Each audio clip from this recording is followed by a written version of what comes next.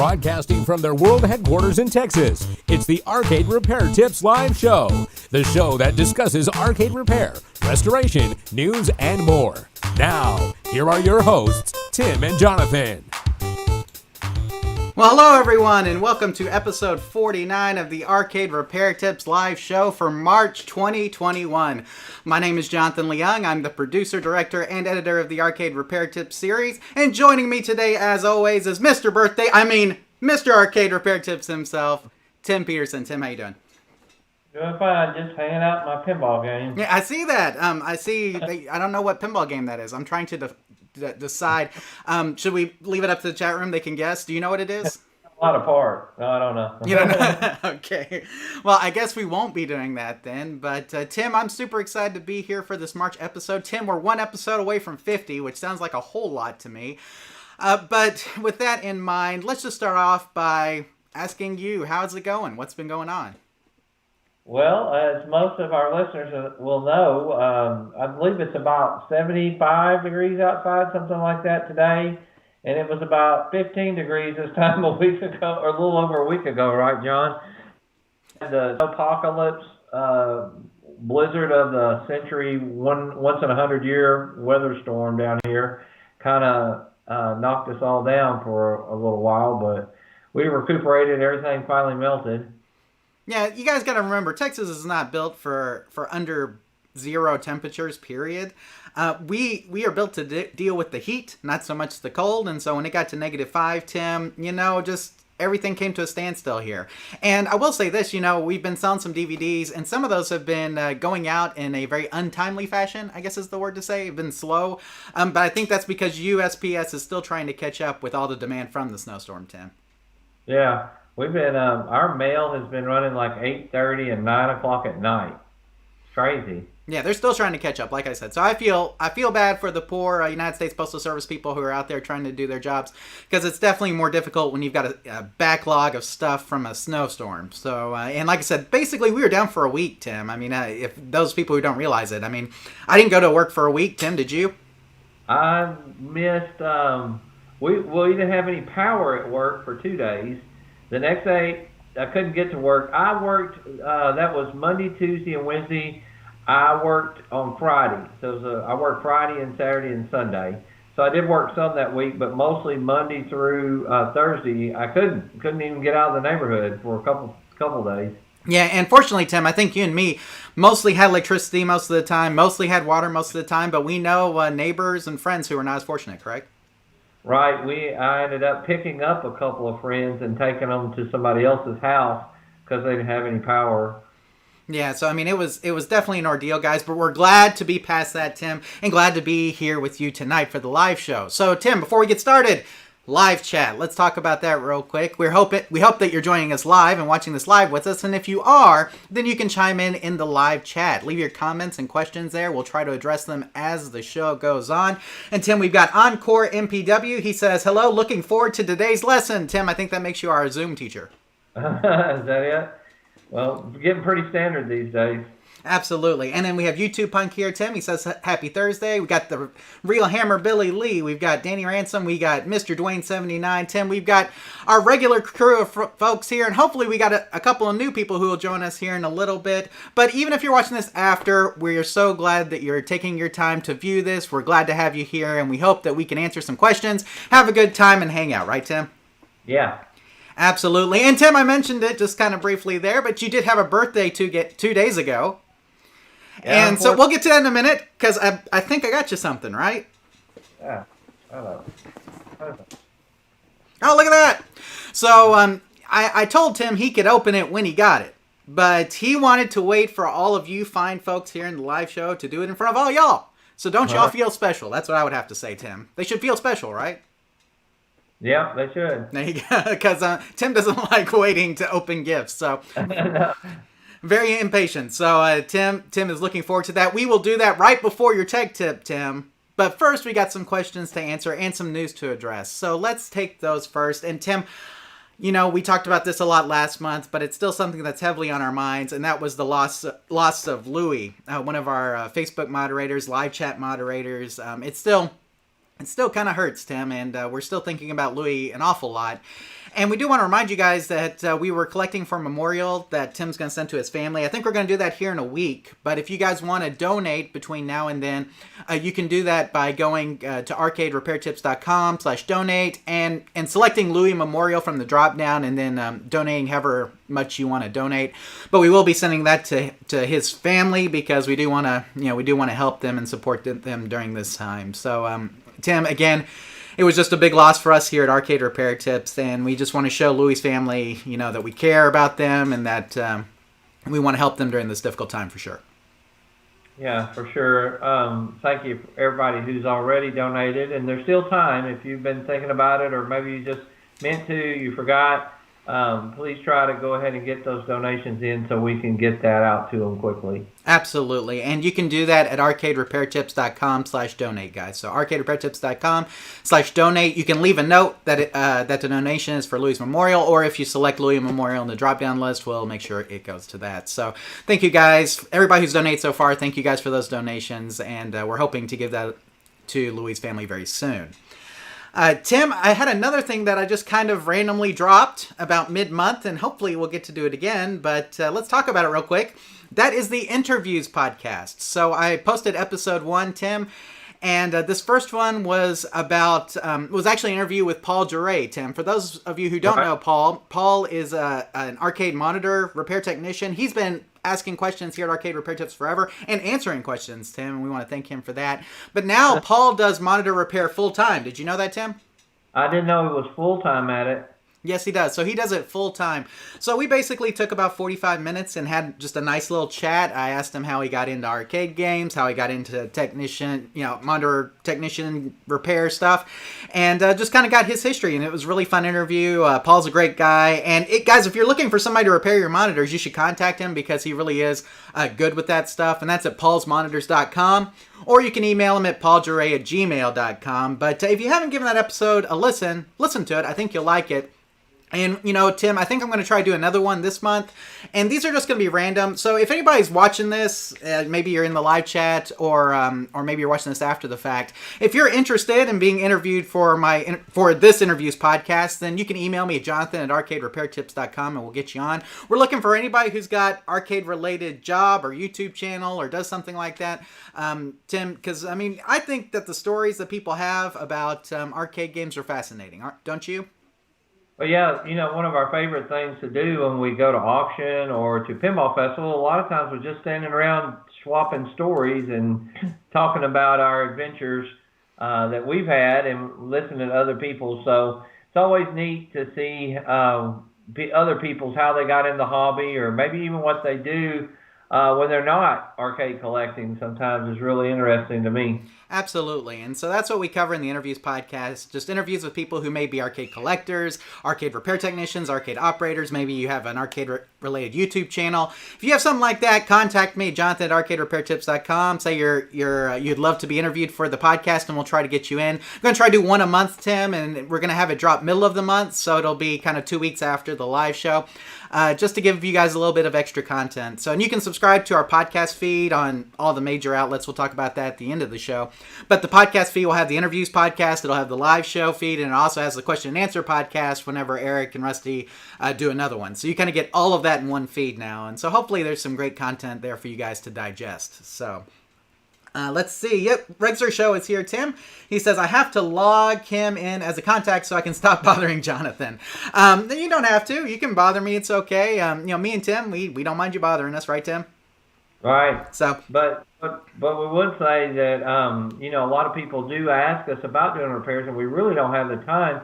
Since Paul's doing it full time, we do highly recommend him, and he has helped us a lot in the past. So we do highly recommend him if you're needing your monitor repair. Now, I should say he does not do everything, but he does focus on the main ones. So G07s, 4600s, 4900s, K7000s, those type of chassis Paul is very, very good with. If he can't fix it, or if it's not one he's as familiar with, he'll tell you. When you email him, he'll say, that's not one that I have the test equipment for or whatever. And so if you just email him with what you got, he can let you know whether he can handle it for you or not. And Tim, the one thing I like, and I mentioned this on the interview too, is that he shoots a video of every repair after the fact to show what he did. which is super great for learning. And so he'll say, I got this one in for repair from Bruce, and these are the things that I did for it, and it seems to be working fine. He has a video of it working fine. And so that way, too, when he ships it, you know that when it went in the box, it was working when it went out the door. So I think that's very important for people to know as well. Mr. Silverball Mania says, "Hey Tim, the coil on that playfield looks cooked in your backdrop. I can't see which coil that is. Which is it that one? Oh, I see. Okay, the one right there in the middle. Maybe it could be. I don't know. Tim still doesn't know where he got the backdrop from.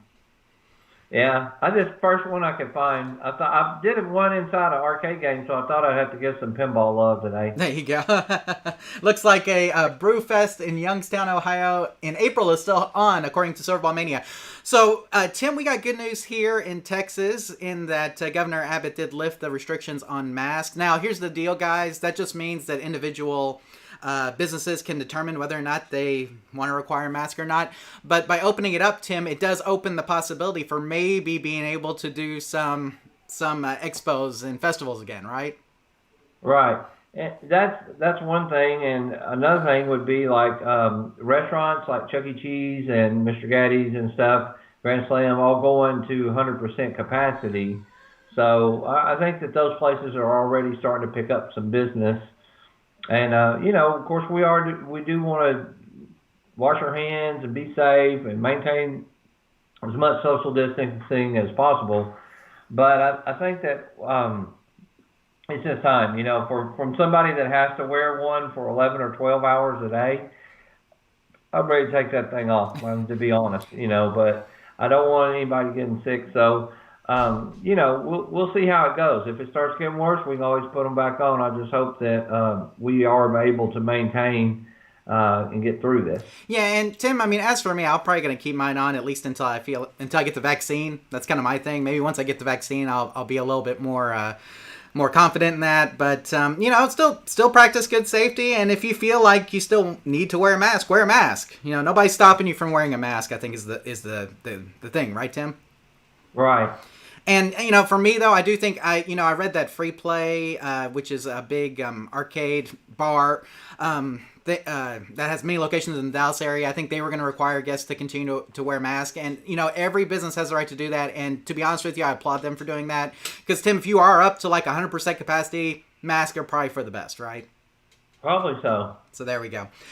Okay, enough about that, Tim. It is exciting, though, because it makes me think that we're getting slowly back to normal. That's what's exciting about it to me, is that I'm ready to get back to festivals. I'm ready to get back to expos. I'm ready to get back to doing those things. Hopefully, we can go to Houston at the end of the year, Tim. That would be great, but we're just going to have to see how things are going at that point. So, but anyway, guys, let us continue on with the questions, and we have several for this month, Tim, and the first one we have is from Bruce. So let me go ahead and bring that up real quick so we can cover it. Hey, I have a multi-game JAMA arcade cabinet, horizontal 2-player, and it has a VGA cable that plugs into the monitor from the board.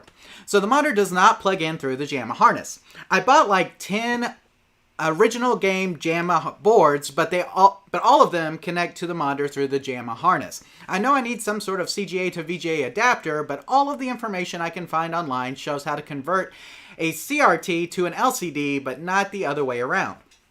Do you have any advice or guidance on how I can play these old JAMA boards with my existing JAMA harness, Bruce? Okay, Tim, so we have Bruce here, and he has a 61 that's a very common setup where instead of using the harness for the video, they're actually using a VGA cable for the video. Tim, this is very, very common, especially when you have an LCD in the cabinet, correct?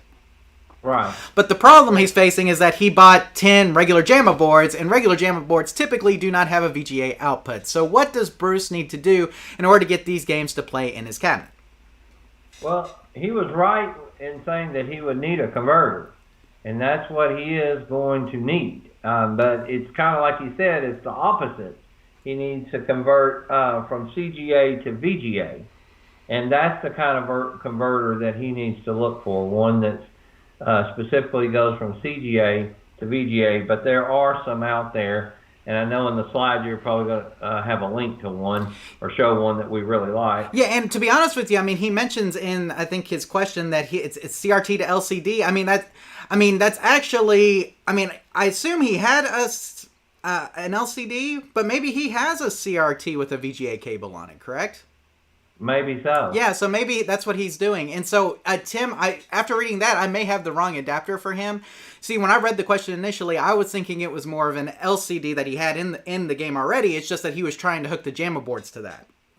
That's kind of what I read into it. Right, that's the way I read it. But after reading it again, it could be that he actually does have a CRT monitor. He doesn't actually ever say that he has a CRT monitor, but maybe he does say not the other way around, which now is leading me to think he may have a CRT with a VGA cable on it. Now, here's the deal. If he's got a CRT with a VGA cable, unless it's like a computer monitor, it may have support for 15 kilohertz if it's a tri-sync, right, Tim? Right. So at that point, all he may have to do is just hook the wires from the JAMA harness directly to the chassis and then make sure he's got it in the right sync mode, and then it should work. Now, if he's got a computer monitor with a VGA, then he will need a converter board in order to change that over, correct? Exactly. So, but thinking about it again, Tim, I think this will still work because just like, if a CRT does have a VGA, then basically it is like an LCD monitor, correct? Correct. Okay. Am I confusing everybody yet? Are we still all here? Okay. I think this will work in either case. Now that we're through, I'm going to throw the slide up here, Tim.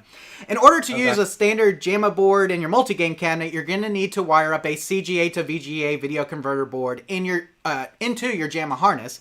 This will convert the signal coming from the JAMA board to VGA so that your monitor can display it properly. Now, Tim, this should work regardless if he has a CRT or an LCD, as long as it takes a VGA connection, right? Yeah. So it doesn't matter if he has a traditional tube monitor or an LCD monitor. If it takes VGA, this board should convert that CGA signal from his JAMA boards to a VGA that he can actually use, right? That's what it should do, yeah. Correct. So this should be what he's looking for. The most common CGA to VGA converter board, Tim, is the Gombus 8200 series. Tim, we've seen this thing a million times. We bought several of them. They work well. They do need to be dialed in. There's some little knobs and things that you may have to turn in order to get it to adjust it properly. But Tim, we've used this in several instances and never had a problem, correct? No, not at all. Not our preferred method. For doing this, we'd prefer you buy a monitor that actually supports it. But if you're trying to convert a monitor that you already have to if you're trying to use a monitor you already have with an arcade board, this is a good board to purchase, correct? Yeah, it's a great board. Exactly. So you can get these from a number of parts suppliers, Tim. They're all around $30. You may have to pay shipping on top of that, but they're around $30. Tim, we like Holland Computers, like we've mentioned in the past, and they have this available, and you can see our link right there. I also put the link down below in the show notes, so Bruce, if you need to go to Holland and pick that up, we suggest you do that. But Tim, for $30, you really are getting a heck of value here, and a lot of people use these to convert like a regular tube, like an arcade CRT to an LCD. That's their use most of the time. But to be honest with you, if you're going to do that route, we would prefer you buy an LCD that actually already supports the 15 kilohertz. But if you're trying to transition a monitor that you already have, this board will work fairly well for that, right, Tim? Yeah. Sounds good. So, Bruce, hopefully answers your question. And good luck getting those JAMA boards to work with your VGA monitor. I know Tim is really wanting to open those gifts. I can see you there, Tim. He's been shaking. Are you going to shake it a little bit for us? Yeah, it's not super heavy, but it is it's pretty big, So you can shake it. I packaged it really well. I packaged things to go through USPS or UPS. So yeah, it could. It actually seems like there could be something inside of something. So who knows? Could be a trick, but the box. I think there could be a box in a box. We'll see. A box in a box. Oh, there you go. I think you may be right, Tim. We'll find out here in a little bit. Tim, I'm going to go ahead and move on. Oh, that burned out coil, Mr. Silverball Mania says maybe on the left side of you. I'm still trying to see it here. Oh, yeah, maybe. Okay. Well, so I'll get that after a while. Yeah, you need to replace that coil, Tim. We can't leave those in the game. So for sure. But anyway, it looks like we're caught up on the live chat, Tim. So I'm going to go ahead and move on to this next question from Geo. And Geo says, I have a 2-player stand-up X-Men vs. Street Fighter arcade game. My question is, why is my monitor green? I think I may have messed up a good arcade. Please help. Now, Tim, this is where we got the title for this episode. My game machine screen is green. And I did that, just to, my daughter's doing a whole Dr. Seuss thing at her school. I think a lot of schools are doing Dr. Seuss this week. So I went ahead and put that in there. My game machine screen is green. I can rhyme with the best of them, Tim. So. Okay. But we have an X-Men versus Street Fighter here, Tim, and his game machine screen is green. What does Geo need to do in order to fix it? Well, I do not like this green machine. If you can rhyme the whole thing, I'll give you like $10. Things I say may sound mean. But no, we'll go with, there's a lot of things that could cause this, Jonathan. We really need to see, does his game still play? In other words, is it blind? So is it a monitor issue? Or sometimes you'll get a green screen when the board has an issue, or there's just there's no video coming to it. Even a bad power supply could cause just a green screen, kind of like the old blue screen of death. And if you remember Windows, sometimes it's your board that dies and causes that. So those are a couple questions we'd have to follow up with him. Is your game playing blind, or is it the green drive just out in his monitor and overpowering all the other colors? So that will help determine if he can play the game and you can hear it and it seems like everything is playing, you just can't see it. He probably does have a monitor issue. If he can't play the game at all, though, he needs to check his power and make sure it's falling through the game, making sure that his power supply, everything. Could even be something come unplugged or just not connected very good. So we really need a couple follow-up questions to help him a little bit more, but those are some possibilities. And I know we have some videos, and you'll probably have some links or something that will help him with that. Well, Tim, the one thing I did want to I'll give my input here is that X-Men vs. Street Fighter is a CPS2 game. And so if you get a solid green screen on a CPS2 game, it's very possible that you had a suicide happen. And so that's the only thing I'm going to throw in that you didn't mention. I think all the rest of the stuff that you mentioned is spot on. So I'm going to go ahead and throw the outline up here so people can see. So let's start off with a question for you. Does your screen have a green tint? Does it play? Is it just greener than it should be? Or are you just getting a green screen, no gameplay? Like Tim said, is it playing blind? Or is it playing green or something like that? Is there something going on there? Is it playing or is it not playing? That's really the question right now. If you're experiencing a green tint, then like Tim said, you can try to turn down your green adjustments on your monitor, your cutoff and your drive. But, excuse me, and you also need to check your input wires, right, Tim? Yeah, because, sometimes when you get an overabundance of one color, it's because another color isn't working properly. So make sure that your input wires are connected properly. And then, of course, Tim, we have a great video with Michael called Checking a Monitor Tube that he should definitely check out as well, because that shows how, your neck board can also cause an oversaturation of green if there's transistors out, or if there's solder joints touching, or if there's other issues happening there. Now, if you're getting just a flat green screen and no gameplay, then it's possible that your board is having an issue of some sort, possibly CPS2 suicide. And if it is CPS2 suicide, then you can install the undammed Infinikey on your board, which I think I linked to down below in the show notes, Tim. So if he wants to do that, he can install that on his board. That thing we talked about in a previous live show, Tim, is one of the greatest inventions that's ever happened in a long time. We no longer need the Phoenix ROMs. You can just solder which game you have. You solder the points that you're supposed to. Solder that thing in place, and it fixes everything. Yeah. So good stuff there. Tim, anything else for Geo before we move on? No, I don't think so.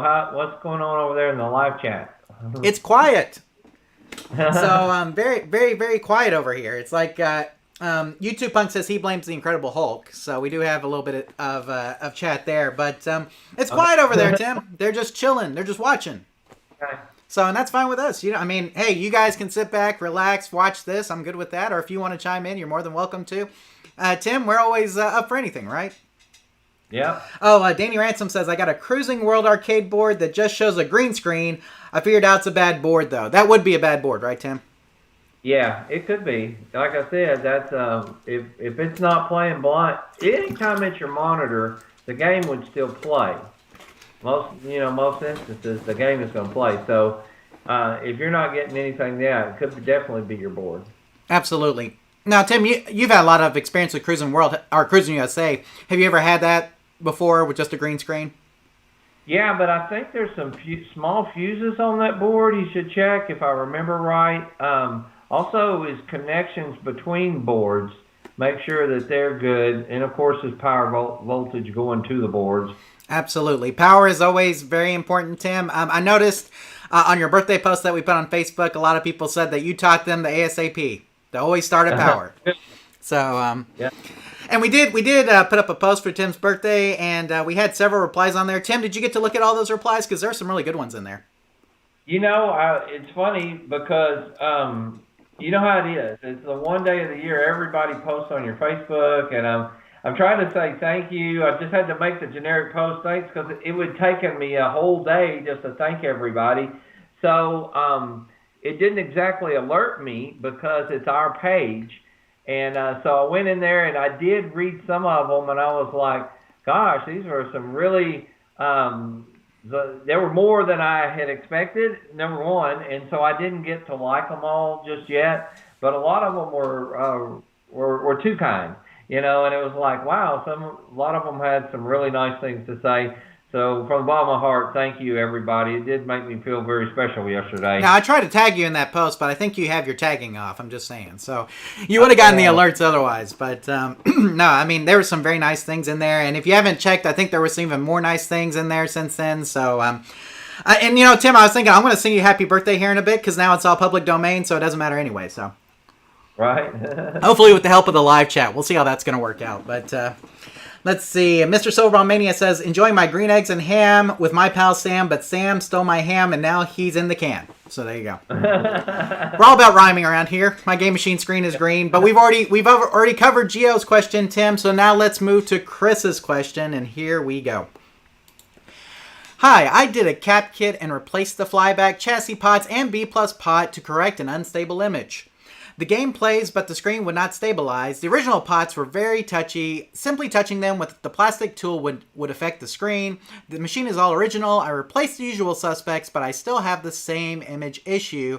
The best image I can get with the pot adjustments is in the video link. Game plays fine. What should I test/replace next? Thanks. Love your channel. And this is from Chris Tim. He sent a YouTube link, which I also put down below. So you guys can see if you want to watch Chris's video. Tim, Chris has a Geo7, I'm pretty sure. Okay, and so this is a Geo7. Well, you know what I did? I sent this over to our monitor repair guy, Michael. So you're going to hear from Michael. This is Michael's Minute, guys, for this live show. Let's take a look and hear what Michael has to say. Hey everyone, Michael back. This month we have Chris. Chris has a Geo7 with a sync issue. I watched his video. He definitely has a sync issue. I checked out some of my notes, but before we get to that, the first thing we need to check is the solder joints on the pin itself, where it plugs into the chassis. Make sure there's no breaks there, and also check the continuity and the wiring from the chassis to the actual back to the game, and make sure there's no breaks in the wiring or anything like that. If everything's good there, check 314 and R317, and make sure they're the right ohm resistor from the factory. They actually were sent out with 4.7 in some models, and then the actual value needs to be a 390 ohm. So check there. Also check C302. It's a 220 mic cap, 16 volt. And on the foil side of the board, it was actually labeled wrong. So on the top side of the board, make sure that cap is in correctly. I know Chris had said he did a cap kit, so we need to double check that cap. Also check your sync wires, see if you need negative or positive sync. I believe with negative sync, pins 2 and 3 are tied together. I'm not 100% sure on that, so maybe Jonathan can help with that. Then check transistor X301, X302, X305, and X306. They're all the same part number, and check those with a diode check on a meter, or you can unsolder them and kind of change them up, take one out and put it in where the other one was, and see if you see any change in the picture. And if you do, then that will kind of give you an idea that one of those transistors are bad, and I would recommend just replacing all 4 of them. But anything in the 300 range on that board, any part number with the 300s are going to be dealing with your sync. So I hope this helps, but until next month, we'll see you later. Okay, Tim. Well, we're back, and Michael sends these like really, really large videos, and I probably need to scale them down because it seems like we always get a little bit of jumping in the video. Sorry about that, guys, but I think the audio comes across pretty clear. So Michael basically said it was a sync issue, right, Tim? Yeah. And so he did say, I'm sure Jonathan's going to help me, so I appreciate that, Michael. Of course, I'm going to help you out here. I've actually got this on the slide. So let's summarize what Michael said real quick, and we'll see if Tim has anything to add to that.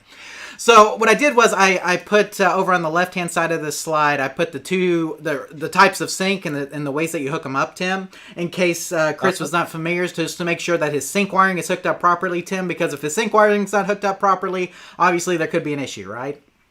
Right. I noticed that. It was a good job of making that simple for him. Exactly. So, and that's from therealbobroberts.net, Tim. We love Bob Roberts' site, those little diagrams there. And so those should help him out. We should mention that most JAMA games, just to give you an idea, are composite negative sync. And so if you had a composite negative sync, you would have to do the bottom one and basically separate out that composite sync into the horizontal and vertical sides. So, it just depends on what you're doing.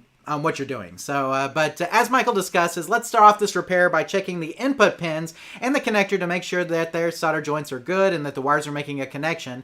Check the wiring from the game PCB as well to make sure everything is connected properly. Now, Tim, that's very important because one of those there's two wires in the input connector, one for ground and one for sync. And if those wires aren't connected very well, or if the pins that those wires are connected to are not soldered properly, then we could have an issue, correct?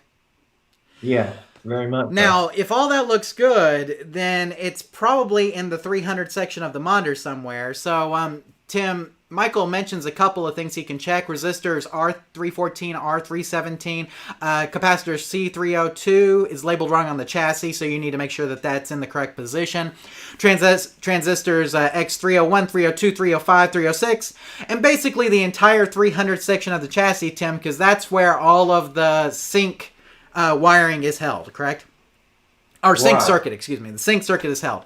But those parts in particular, because those seem to be common fail parts for the sync on G07s. Tim, anything else for Chris before we move on? And I'm not touching all that stuff Michael said. That was some good stuff. There you go. And he said he looked back through his notes, Tim, and Michael keeps notes on a lot of the repairs he does just to see. And so I'm sure he went back and said, I would almost guarantee you he's seen a G07 that wouldn't sync before. And so I'm sure he just went back through his notes and said, what did I do to fix that one? Well, these are the things I checked. So, but basically that 300 section is going to be the place to start. Chris, once you've covered your input bases and made sure that your input wiring is good and that your pins are connected properly as well. So check the 300 section, and if you need any additional help, please let us know, and we'll try to help you out further. Now, Tim, we got a question here from Greg, and he says he picked up a pretty rare game called 10 Spot. Tim, are you familiar with 10 Spot? No. He says it's considered the first multi-game board well before the Nintendo cabs. It's a unique cab with no back door. Anyone here have a good board repair tech? I did find a manual for it, but other than the pinout, it's not very helpful. So, Greg, for something that specific, I would probably try to contact our friend Raymond at arcadecomponents.com. I agree. Because he has a lot of experience with board repair, and so you're going to need somebody who has a lot of experience in order to tackle something this unique. So try contacting Raymond at arcadecomponents.com and see if he can help you out with that board. Of course, without a schematic, Tim, it will be more challenging, but Raymond's really, really good at identifying weak spots on boards and fixing them. So, I would highly recommend Raymond. Raymond is very busy, so it may be a while before he can get around to it, but Tim, I can't think of anybody else who has the kind of expertise that he has in order to get this board working, so... No, the first thought that popped in my head is he needs to contact Raymond. Absolutely. So, Greg, contact Raymond. Let us know what he says about it and if he's willing to tackle it and what he finds once you ship him the board. Danny says, I have an arcade cabinet that has a Pandora's Box 5 in it. Worked fine. Changed it to a Pandora's Box 9. Now having issues with some buttons not working. So, Tim, this would seem to be a wiring issue of some sort, correct? It has to be, but all he did was switch out the boxes, right? Right, exactly. He went from a Pandora's Box 5 to a Pandora's Box 9, which I believe both of those are pretty much, what we call JAMA, Chinese JAMA standard, correct? Yeah. So, I mean, they should all be the same. It doesn't need the extra ground wire, though, right? Correct. So it may be the way that you have your ground wires wired, though. Make sure that you have them wired to the correct grounds. Sometimes we always use the 5-pin side of the JAMA harness before the key, or the 6-pin is that 6-pin. The 6 pins before the key as the input going into the harness, and then we use the last ground as the output going out to our control panels and other buttons and coin door lights and all that kind of stuff. If for some reason you wire or use some of those grounds from the first 6 pins before the key in your wiring of your control panel, it's possible that those are not making a good connection to ground with this new board. It could be that the new board does not distribute them the same way that the old board did. So it does sound like more of a grounding issue in this particular case, Danny. So that's the first place we would start. Check all your ground wiring and make sure that it's all safe. Any other things for Danny, Tim? No, that's exactly what I was thinking. Okay, sounds good. So, Danny, check your ground wires and just make sure that everything, check to see if it's wired properly. And take a multimeter and make sure that those things are grounded. So, put one end of your multimeter on a ground pin, and then put the other ones on your buttons to make sure that they're all grounded properly. That will tell you a lot as to how it's all wired. So, and Tim, Greg just gave us $5 for answering his question. Thank you, Greg. Thanks, we appreciate all donations, and if you would like to make a donation just like Greg did, you can hit the little $sign button down there. It's called the Super Chat donation button, so hit that, and you can donate money to us that way. Or, as we talked about earlier, you can go to arcaderepairtips.com/donate and donate. We appreciate all donations. We thank you very much to Greg for his support, for sure. Thank you, Greg. Okay, Tim, I think we're caught up on the live chat, so let us continue on with our next question from Juan. So here we go. If I can find my mouse cursor. There we go. Sir, can you please tell me why my power box keeps turning off? Once I tap it, it turns back on. It powers up for about 30 minutes or so and turns off again. Also, where can I ground my arcade? I have all 3 wires on the power cord, but I still get a good little shock. Maybe I have a loose wire. It's a Miss Pac-Man tabletop. Everything is original except the 60-in-1 board. Please help. So, Tim, Juan has a couple of issues here. One, he's got an issue with his power supply. It only tends to work if he hits it with a screwdriver. And he is getting shocked every so often, which is never a good thing when you've got a game on location for sure. So what kind of things can Juan do to eliminate his intermittent power supply problem and to prevent people from getting shocked when they play his game? Well, anytime your power supply is failing sounds like it's pretty consistent too. Like, he didn't say one day it works fine, and then the next day, sounds like every time after just 30 minutes, didn't he say 30 minutes, it would fail. Right. So, that when you get that kind of consistency, then you know that it's probably time basically to replace your power supply.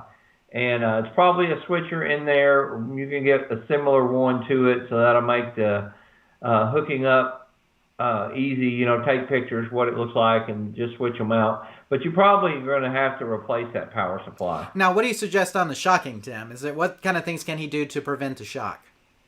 Well, if you're getting shocked, he's right. He probably has a loose wire somewhere. But when we say always start at power, that starts from your wall plug all the way through your game. And you may have 3 wires there, but is it fully grounded all throughout the game? Does it go to his chassis, to a metal frame somewhere else in the game? Just got to make sure and follow those wires and make sure that it's not just coming to the plug and being grounded. It needs to, and part of that could be his power supply issue also that's causing the other issue. Agreed. Now, Tim, one thing that I remember about Miss Pac-Man cabinets is they typically have those big yellow thick straps, correct?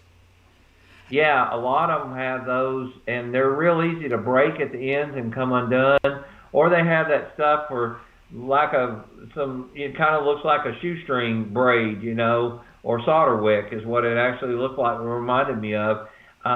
So there could easily be a break in those somewhere, and they had them all in those games everywhere. So you can kind of follow some of that around and see if an end didn't get broken or come undone or something like that. Absolutely. Now, Tim, I'm going to go ahead and throw up the slide, but I do want to talk a little bit more about grounding here in a second once we're done with that. So From your description, it sounds like your power supply is having some issues. Since you have a 16-1 board currently installed in your cabinet, we're going to assume that it has a newer style switching power supply in it. We recommend replacing this power supply and seeing if it solves the issue. Now, as for the grounding issue, make sure that the ground is being distributed throughout the cabinet. Just because you have the ground wire hooked to your power plug does not mean that this ground is connected to the other parts of your cabinet. Of course, this too, like Tim mentioned, could be related to a bad power supply. Now, Tim, one of the things we're going to talk about real quick, or I want to talk about, is grounding the individual parts in a cabinet, Tim. And Tim, we usually try to ground 3 different parts to the floor ground. And that would be the monitor chassis, the control panel, and the coin door. And the reason why is because those are the parts that the user interacts with that are metal. And so if you have a just regular wire running from your floor ground to your control panel and from your floor ground to your coin door, that should prevent any kind of shocking, because obviously that is grounding that for you. Even if there's a loose wire, Tim, it should help prevent that, correct? Hopefully so, Which is why we recommend that anyway. We would recommend you do that anytime just for safety purposes. That's a very important thing, because you definitely don't want people getting shocked when they go to your game, correct? No, not at all. Exactly. So if you are still having the grounding issue, the shocking issue, after you replace the power supply one, try running just you can run like just an extension cord wire, Tim, right? Like you could take like an extension cord and just run part of it from your control panel to your floor ground, part of it from your monitor chassis frame to your floor ground, and then your coin door to your floor ground. And that should prevent most of the shocking that you're going to have in your cabinet, correct? Well, hopefully so, unless he's running, like he says, it is a loose wire that's actually running voltage through there. So just keep an eye out, and you can do continuity checks or whatever. Don't just trust your eyes.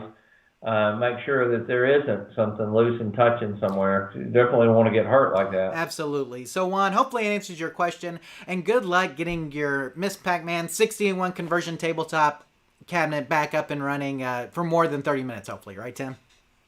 Yeah. So there we go. Okay, Tim, the next one we have is from Ashley Kate. So I'm going to throw this up here. She says, "Hi there, I have a Victory Video Games arcade machine, Street Fighter." So, Tim, I assume this is probably a generic cabinet with Street Fighter. It could be an actual Victory arcade game with Street Fighter, and it's possible. But she says she needs it fixed. The issues are the screen doesn't work and the actual arcade machine doesn't work. It's been in storage for 10 plus years and has recently come out. It previously worked before sitting in storage. We have vacuumed and cleaned out the machine, and that hasn't fixed either issue, I think is what you meant to say. Please let us know of any tips you have. Regards, Ashley Kate. So, Tim, we're pulling a game out of storage after 10 plus years. The Street Fighter game worked perfectly 10 years ago, and now all of a sudden ain't working when we pull it out now. What's going on? Well, personally, if I have a game that doesn't work at all versus one that kind of works, sometimes it's easier to fix the one that doesn't work at all. So, we talk about the ASAP approach, always starting at power.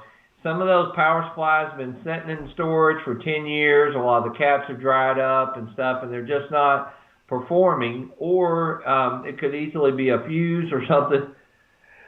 Excuse me. Thank you. That, you just don't know. It just could be a loose connection from moving it. They got it out of storage. But we're going to start at power and make sure that we're actually getting power through the plug and that it's coming into the game, it's going, and the power supply is lighting up and turning on. If not, that's probably a good place to start. So when people talk about it just being a fuse, Tim, these are the kind of symptoms you typically get if it is just a fuse, correct? Yes, it just won't do anything, and I like how they cleaned everything with no luck, but also sometimes stuff just comes unplugged, undone from the move, but if we start at power and we know, okay, I've got power here, just follow it through the game. I've got power at my power supply. Is it coming in? Is it going out? I got power to my board. I got power up to my monitor. Those type of things, you could have a great working game, the monitor just be unplugged or something. So those type of things, though, we got some videos that they can watch that will help them. Especially, it sounds like they're probably pretty novice at it, but that's okay. We all started somewhere. And starting at power is always a great place to start. Absolutely, Tim. I'm going to go ahead and throw up the slides since you mentioned that. And Tim, I actually put a picture of a Victory arcade cabinet here by Exity, which a lot of people may not have seen. Because when she said Victory, it made me think of that. It may just be a generic like Victory video games arcade cabinet, but it may be a Victory arcade cabinet for all we know. So I went ahead and put the picture there. But we have a saying here at Arcade Repair Tips that Tim mentioned, ASAP, always start at power. So start off this repair by making sure that your game is getting power. Since your game will not come on at all, you're probably having an issue with your AC voltage inside your cabinet. Work from the plug all the way into the cabinet, measure where the AC voltage stops. You can do this with some multimeter. Some common places for AC voltage issues include interlock switches, power switches, line filters, and damaged wiring. So check those areas in particular. And Tim, we have some great videos on checking and replacing a power supply, checking a classic power supply. Actually, Kate, please check out or post some videos on those for some more information. And check out Tim's article that he wrote on the basic troubleshooting of an arcade game, and that will help you as well. Tim, anything else here for Ashley, Kate, before we move on? No, just keep in touch with us. I mean, as you learn, watch a lot of our videos. We shot them for people that with little or no experience in mind. And if you can, we can answer some follow-up questions. We'd love to stay in contact with you and help you get that game up and going one day. And you can shout victory. There you go. Sounds good, Tim. So Ashley, Kate, please keep in touch with us. Let us know if we can help you out further. And hopefully you can get that game working very soon. If you need additional help, please contact us. We'll be glad to help you out further. Danny said, I've been wondering when you have to use a jumper wire on arcade board, is it just for the main leads only? So anytime you have a bad spot on your board, you may have to put a jumper lead in. So, I mean, it may not be just on the, you said the main leads. It may not be on the main leads. It may be a broken trace that you have to jumper over to that effect. You see that a lot. If for some reason the traces have been broken, you may have to jumper over a trace in order to get the board working. You see that a lot on monitor chassis, right, Tim? Yeah, I was going to say, in my case, from me getting it too hot, trying to replace a capacitor or something, I will often burn up a trace, and then I'll have to run a jumper wire over there. Exactly. So jumper wires can happen anywhere, Tim. It's not just at the main leads. It can happen pretty much anywhere that you need to make a connection where the connection's not currently being made. And it could, like I said, it could just be that the trace was broken. It could be because there was a solder pad lifted, and so you have to jumper from further back to the next lead on the line. I mean, there's a lot of different reasons to use jumper wires, but it really just comes down to the fact that there's something broken on the board that we need to bypass, correct? Correct. So there we go. Danny, hopefully answers your question. And Tim, with that in mind, let us move to our rapid fire questions from YouTube. And so we've got 3 this month, just like we always do. And so we're going to hit these in rapid fire succession. Let me go ahead and read each of those. We've got one from John who says, when discharging a monitor, should I use a plastic, insulated screwdriver, or rubber? Is there a difference? Thanks again. We have Paul. Do you know how to get the screen to light up on a Miss Pac-Man floor machine? The sound is good. And then we have Fred who says he has an Atari multi-game classic that shuts down during startup. So Tim, we have a couple here. We have John who's wondering about what kind of screwdriver he should use on his monitor discharging tool. We have Paul who can't get his screen to light up on his Miss Pac-Man floor machine. And we have Fred who has an Atari multi-game that shuts down during startup. So let's take John's first, Tim. Should he use a plastic insulator or rubber screwdriver when discharging a monitor? Well, you can use either one, but we do prefer the rubber one. Absolutely. And Tim, it really comes down to how good your grounding clip is, right? Really, yeah, that's what it boils down to. It's not so much of the screwdriver in your hand as it's the ground clip that's going out, making sure that it is discharging. Correct. So let's move on to Paul, Tim. How does he get his screen to light up? He can hear it playing. What's going on with Paul's game? Well, that does sound exactly like we talked about earlier, that it is a monitor issue. Classic case of game playing blind. We shot a really unique and good video on that he can watch, and that should help him because we come across just about every issue that could possibly be that causes that, and we discuss it in the video. Absolutely. And then we have Fred, Tim, and he's got an Atari multi-game that shuts down during startup. What's going on with Fred's multi-game? Well, it's kind of like the one we talked about earlier. It's probably a power supply issue. It's able to start or get going, but it can't when it really starts to process and push it a little bit. It could be that it just needs to adjust the voltage, but it may be time to replace that power supply. Awesome, Tim. I think you covered all of it, so let's go back and review what Tim mentioned. On John's question, like Tim mentioned, screwdriver doesn't matter so much, but we do like to use the rubber-handled flathead screwdriver when discharging a monitor. But the grounding wire is what's most important. As long as your grounding wire and clips are in good condition and connected properly, the handle should not matter. Paul, yours sounds exactly like a case of playing blind. Check out our post on troubleshooting games that are playing blind for more information. And Tim, something we don't show in that video that happens often is that you may just have a cracked, cold, or broken solder joint, correct? Right. So you may just take out your chassis, touch up all the solder joints, and see where you're at that point. And then, like Tim mentioned on Fred's question, probably a power supply issue. Check the voltage with a multimeter, adjust as needed, or replace the power supply if you can't get the correct voltage out of it. So, Tim, did we cover all three of them? Did we get all of it in there?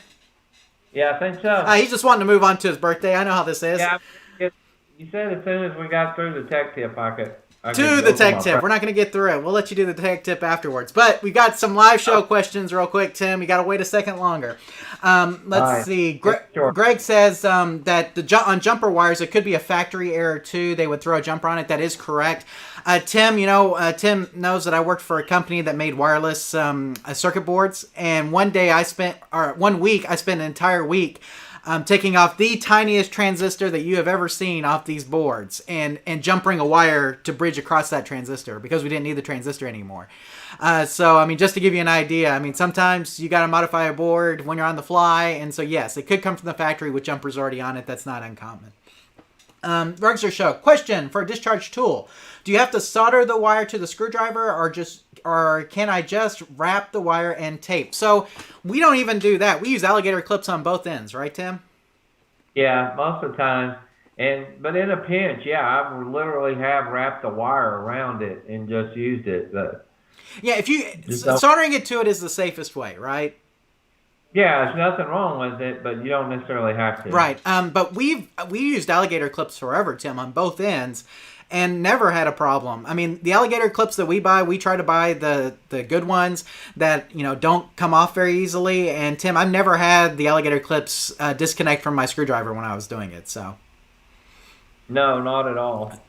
And then they make I got one in hand I can show you that we did. I don't know how good it's going to show with my background. Oh, yeah, it's kind of flickering there. Yeah, I'll change mine. Anyway, let me get my... Are you going to switch over to the cat filter? Oh, there he is. All right, so you can see here's just the alligator clip right here, and here is a pretty good wire, and it's just literally just kind of mashed in there.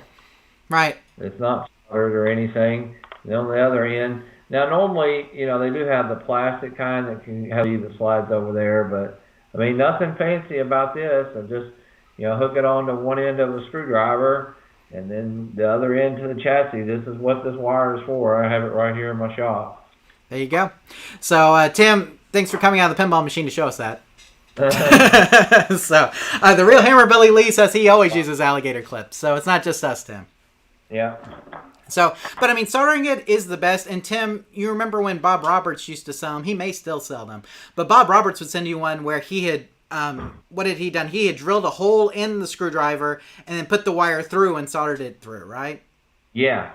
And I mean, that is the safest, best way to probably do that. But the alligator clips work just fine. Never had a problem with them. So, probably had that same pair right there over 10 years. And I've used them, this one pair I probably have used over 100, 200 times. Danny says, is there a certain type of or gauge wire that you use for the jumper wire? In mine, I actually used an extension cord, and I wired both. You know how like a standard extension cord has two wires in it, one for AC line and neutral. I twisted them together and then mashed the alligator clip on both ends, so that way I'd have a good gauge wire through there. But Tim, is there any specific gauge wire that you would recommend? Yeah, I would definitely go with a thicker gauge, probably at least a 16 or lower. I wouldn't do a thin wire at all. Not if you think of it this way, like thicker, like your power wires. That's what this is a power ground wire. But you wouldn't want to go thin, like let's say the wiring out for your JAMA harness. Thicker than that. Does that Absolutely. you might not know what I say if I say a 16, 12, 14 gauge. That might not mean anything, but thicker than that. So you got a wires. In fact, if you read Bob Roberts' site, a lot of times they talk about using an old lamp cord. Right, what I used was basically that. But you said it's kind of two wires into one, and that's fine too. So think about a lamp cord, how thick that is. I would highly recommend. I mean, you get too thick, it's cumbersome, but thicker than your JAMA wiring for sure. Absolutely, Tim. I think they're just asking questions to keep you from opening your present. So that's just my thing. But I think we're caught up now. So I think that's all the questions about discharging tools at this point. So at this point, I guess it's time for you to open your gift. Happy birthday to you. Happy birthday to you. Happy birthday, dear Tim. Happy birthday to you. Did I get in there? The live chat didn't even help. I guess I should have said. I should have started us all on the same pitch. Sorry, guys. And I wasn't doing any kind of directing. Birthday, Jonathan. What now? Last year was my big birthday, right? Yes. Because I turned 50. And amazing how life has changed because you took me and some friends, and we went to the last sporting event we were even allowed to go to. We went to an XFL game in Dallas. And so 1 year ago, and then they told us if we wore our mask and we shut everything down for 2 weeks, that we'd flatten the curve. And here we are a year later. Can you believe that it's been a wild year? It has. And Tim, we were in a crowd of 20 or 30,000 people. And that's been the last time that happened. But it was fun. I had fun at the XFL game, and they'll be back next year, Tim. We'll try it again maybe. So.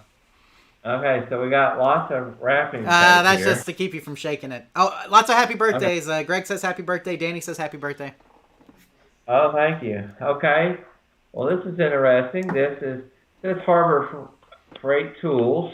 So it looks like a gift card. Two gift cards. Yeah, I can't get the denomination that I wanted, so I just got you two for two different values. Wow. Well, thank you, Jonathan, because there definitely is something that I have my eye on there that I really want to get. So, but I'm not quite sure which one. They have several, so this will give me a chance to go and pick it out. And it's a lot easier when you're not spending your own money, right? Oh, absolutely. Here is I knew there was a box in a box. I told you guys. Box in a box. Box in a box. It has no writing. It has nothing. This was to my wife. I would expect it to be a candle or something, but I don't think you got a candle. Okay, so, well, it could be. Let's see. No, it's not a candle. It looks like a mug, and I know what this is. Yeah, because you match me. Yeah, it's looking really familiar. Thank you, Jonathan. I really need to support my buddies here from the Game Preserve. I got a Game Preserve mug. Thank you so much for that. And one thing you're always consistent about, if everybody ever notices all the arcade shirts I have, probably Jonathan has bought me 99% of them. Well, I like you looking on the live show. I will say the other day, my daughter came home with a really cool Pac-Man shirt on, and it had a little Rubik's Cube and stuff. She said she got it at Five Below. Yeah, I heard that Five Below has some good ones. So if you guys have a Five Below in your area, so this, of course, is another shirt, and let's say, in my day, we had to stand to play a video game. What a great... So there you go. Yeah, I mean, hey, that's how it is. It's a good one to work on games in. Yeah, in my day, we had to stand to play a video game. That is the truth. Except for the sit-down driving games, right? That's exactly correct. So, happy birthday, Tim. Thank you, Johnson. Real Hammer Billy Lee says happy birthday, too. Thank you, guys. Thank you, everybody. You makes a thing out of getting older. You know, at my age, I think you're just you're glad that you had another year, and don't look forward to them as much as I used to, and it's kind of just. But I took the day off, which I never take off my birthday, John. Normally I work just kind of another day, but I took the day off and just kind of rested and relaxed. And my wife took me to a really nice dinner, and it was a lot of less fanfare when you turn 51 versus 50, but I thought that was okay. I had a good day, just what I needed, a little rest and relaxation, and then of course all my good friends that a lot of you guys wish me happy birthday. I guess you kind of, it's nice. I don't care who you are. Everybody wants to feel special every once in a while. And once a year, getting all those birthday messages and stuff. And like I said, I couldn't respond to everybody personally. It would take me days to get back to everybody. So thank you all from the bottom of my heart. And I'm sure you've heard enough of this now. We'll get on with the rest of the show. Regular Show says, love that shirt. Good choice. If you guys would like the shirt, I put the link down below in the show notes so you guys can see that. The shirt, the link to the mug, and a link to Harbor Freight, of course, to get gift cards. Because, Tim, we love Harbor Freight around here, right? Yeah, we do. There's tools that we buy that we probably wouldn't get from there that we use a lot. But for most practical purposes, we find that their tools are just fine. We love them. And what I'm going to get, I'll tell everybody what I want. I want a bench vise, maybe something that swivels so I could do some angled pounding on if I need to, hammering, but also maybe hold stuff for me while I'm soldering or something like that. That's something that in our old shop, you might remember, Jonathan, we had one and we used it quite often. I find myself missing it in the new house. Absolutely, Tim. So hopefully you can get that with some of the money I gave you, and hopefully some other people gave you some money, and you'll have enough to get that for sure. Harbor Freight's one of our favorite places. Tim, only one recommendation: don't buy cordless tools from Harbor Freight. Okay. You can buy any other kind of tool, just don't buy cordless tools because, man, they just don't seem to last. Get you a good DeWalt or Ryobi or something like that. Yeah, you don't get DeWalt at Harbor Freight, but for most stuff we get a lot of. What's really good about Harbor Freight is a lot of the organizers and stuff like that. Bins that you can buy. I might buy some of that with the money too. There you go.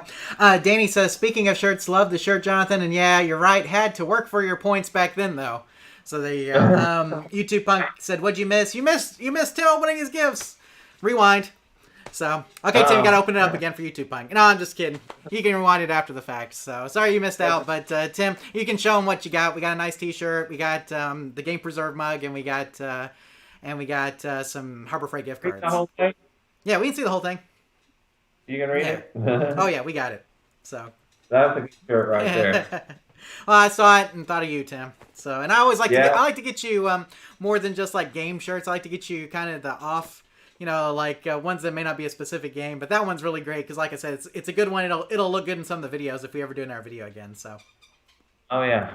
Nothing else. I'll wear it on the live chat. Yeah. Greg says, get DeWalt from DeWalt, not from Home Depot. The quality is better. I got my DeWalt from Lowe's, Tim, and it's been a workhorse, man. I got the one with the extra battery pack and charger, and I use it all the time. It's never died on me. Great stuff.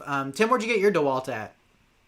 That's interesting that he said that. I think I got mine on Amazon from DeWalt, and I've heard that before too. I don't know why. I don't know if they send their B items there or what, but I have heard that rumor before. I don't know if it's true. Well, I mean, and another thing that's true, Tim, is that you get what you pay for, and DeWalt's definitely hold up better. To be honest with you, though, I've had several Black & Deckers. It's just that the batteries don't seem to last as long. I'm constantly having to charge them or whatever. DeWalt, man, you charge a battery, it lasts forever, and when it does finally die, I've got that backup battery just pop in. I'm never without power. So. Right. Great stuff. So, highly recommend DeWalt if you guys are going to be buying some cordless drills to work with. So, but Tim, now that we've covered your birthday, it's time for your tech tip. Why don't you help everybody out with this tech tip for this month?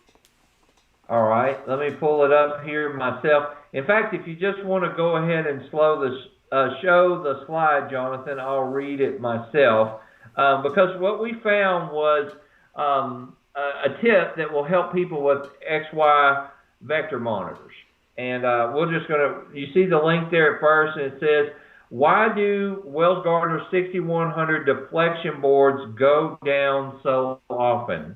After running 4 vectors at our arcade all day for 10 plus hours for over 3 years, we noticed that every time the boards go out, the transistors go bad, and then take out the other components in the deflection board. Our solution dramatically improves the heat dissipation by not only using more efficient transistors, but surrounding them around a massive heat sink with a fan blowing the heat away. These are bulletproof, and that's one of our favorite words. I like to fix stuff. You know, we talk about fix the game, play the game. I like to fix it and not have to repair it again. And that's one of the things that caught my attention about this. I'm sure if you're look at that massive heat sink and fan and stuff. So if you have those and you've had some trouble with these monitors, I think that this would be a good thing to pick up for your vector games, that especially if you have one that's at a bar or a location where it is playing a lot, but even for your home use. Absolutely, Tim. This thing is incredible. I mean, and like you said, I mean, basically it keeps your deflection board from going bad. And like you said, they put that big heat sink on there, that big fan, and it was developed by some guys who own an arcade that they were having this problem where they were running these vector monitors all the time, and so now they put these in there and they've got them running. They run them, 10 hours a day for 3 years, and they haven't had any problems. Correct? That's pretty amazing. Yeah. Especially if you've had those games on location, you know how tough that is. Exactly. So it's called the Atari XY Vector Monitor Transistor Upgrade Kit, and you can get it from allen-1.com. And we have a link down below so you guys can get it. But if you have a Wells Gardner 6100, buy it. It'll make sure, like Tim mentioned, our favorite word is bulletproof. And so whatever we can do to bulletproof games to keep them from going down, we do. And if you have a Wells Gardner 6100, this will help. So definitely pick one up. They're kind of pricey, Tim. I forget what they're running, but I think, it's worth it, especially if you've got one on location, but even for home use, just to ensure your game is working for a long time to come. Okay. We got a couple of questions here, Tim, before we move on. Razor Show says, are you guys going to get together for future shows, or are always doing the Zoom type from here on out? Hopefully, I'm hoping by mid-year, Tim, we can get back to normal. Yeah, I think so. After the vaccine, after you get vaccinated and I get vaccinated, then I'm all about getting back to it. So. Yeah, I think so. As we, it's definitely different doing it this way. We definitely would prefer to be hanging out together and doing it right there. So we'll get back there. Absolutely. Chris says, thank you for help with my G07 sync issue. I will troubleshoot using your advice, Tim. So yeah, Chris, let us know. And then I can also pass along any other questions you may have to Michael if there's specific questions. Michael's very familiar with G07s, and he can help you out as well if we can't answer it. So Greg said he ordered the Atari XY Vector Monitor Transistor Upgrade Kit just yesterday. So, and they're building a new deflection board as well, the Allen-1 people, which is awesome. Anything to keep these games running, guys. You know how it is. So, anytime we can bulletproof things, it's great. Danny says, free blizzards all around. Tim, you buying? Yeah, I'm buying. Come on down. I guarantee you, if I come through, I'll buy your blizzard. There you go. And YouTube Punk said free blizzards too. So there you go. We got a lot of free blizzard requests, Tim. Yeah, well, and they keep coming out with a new crazy flavor. So last one was pretty good. Red velvet cake. I saw the red velvet cake. Is it good? That was the favorite one. It didn't it lasted about 3 weeks of the 4 that it could have ran. So we ran out. Well, hopefully they'll bring it back then. It seems like it was popular. I'm just a classic like chocolate chip cookie dough or mint chocolate chip guy. Yeah. I mean, those are the blizzards I like. Oreo, of course, is always good. Well, we should have a trivia question. Maybe we'll do it in the after show. What Tim started at Dairy Queen the year the Blizzard came out in 1985, but we only had about 6 flavors, so you have to guess those 6 flavors sometime. Maybe we'll get to it in the after show. We'll bring that back. Okay, there you go. So if you want to find out what the first 6 flavors of Blizzard were when Dairy Queen debuted them, stay tuned for the after show. I like the teaser already, Tim. So there we go. Okay, Tim, let's move on to the discussion portion of the show. We got a couple of news items to discuss, and this first one, Tim, is kind of sad that things are not just bad for American arcades, but they're horrible for Japanese arcades as well, Tim. So, no doubt the pandemic is bad for lots of businesses, but in Japan, it's especially awful for arcades because Japan is currently under a state of emergency due to COVID-19. Night spots have been ordered to close early. If they don't, they risk fines. And as AFP News reports, bars and restaurants get compensation from the government to replace lost earnings.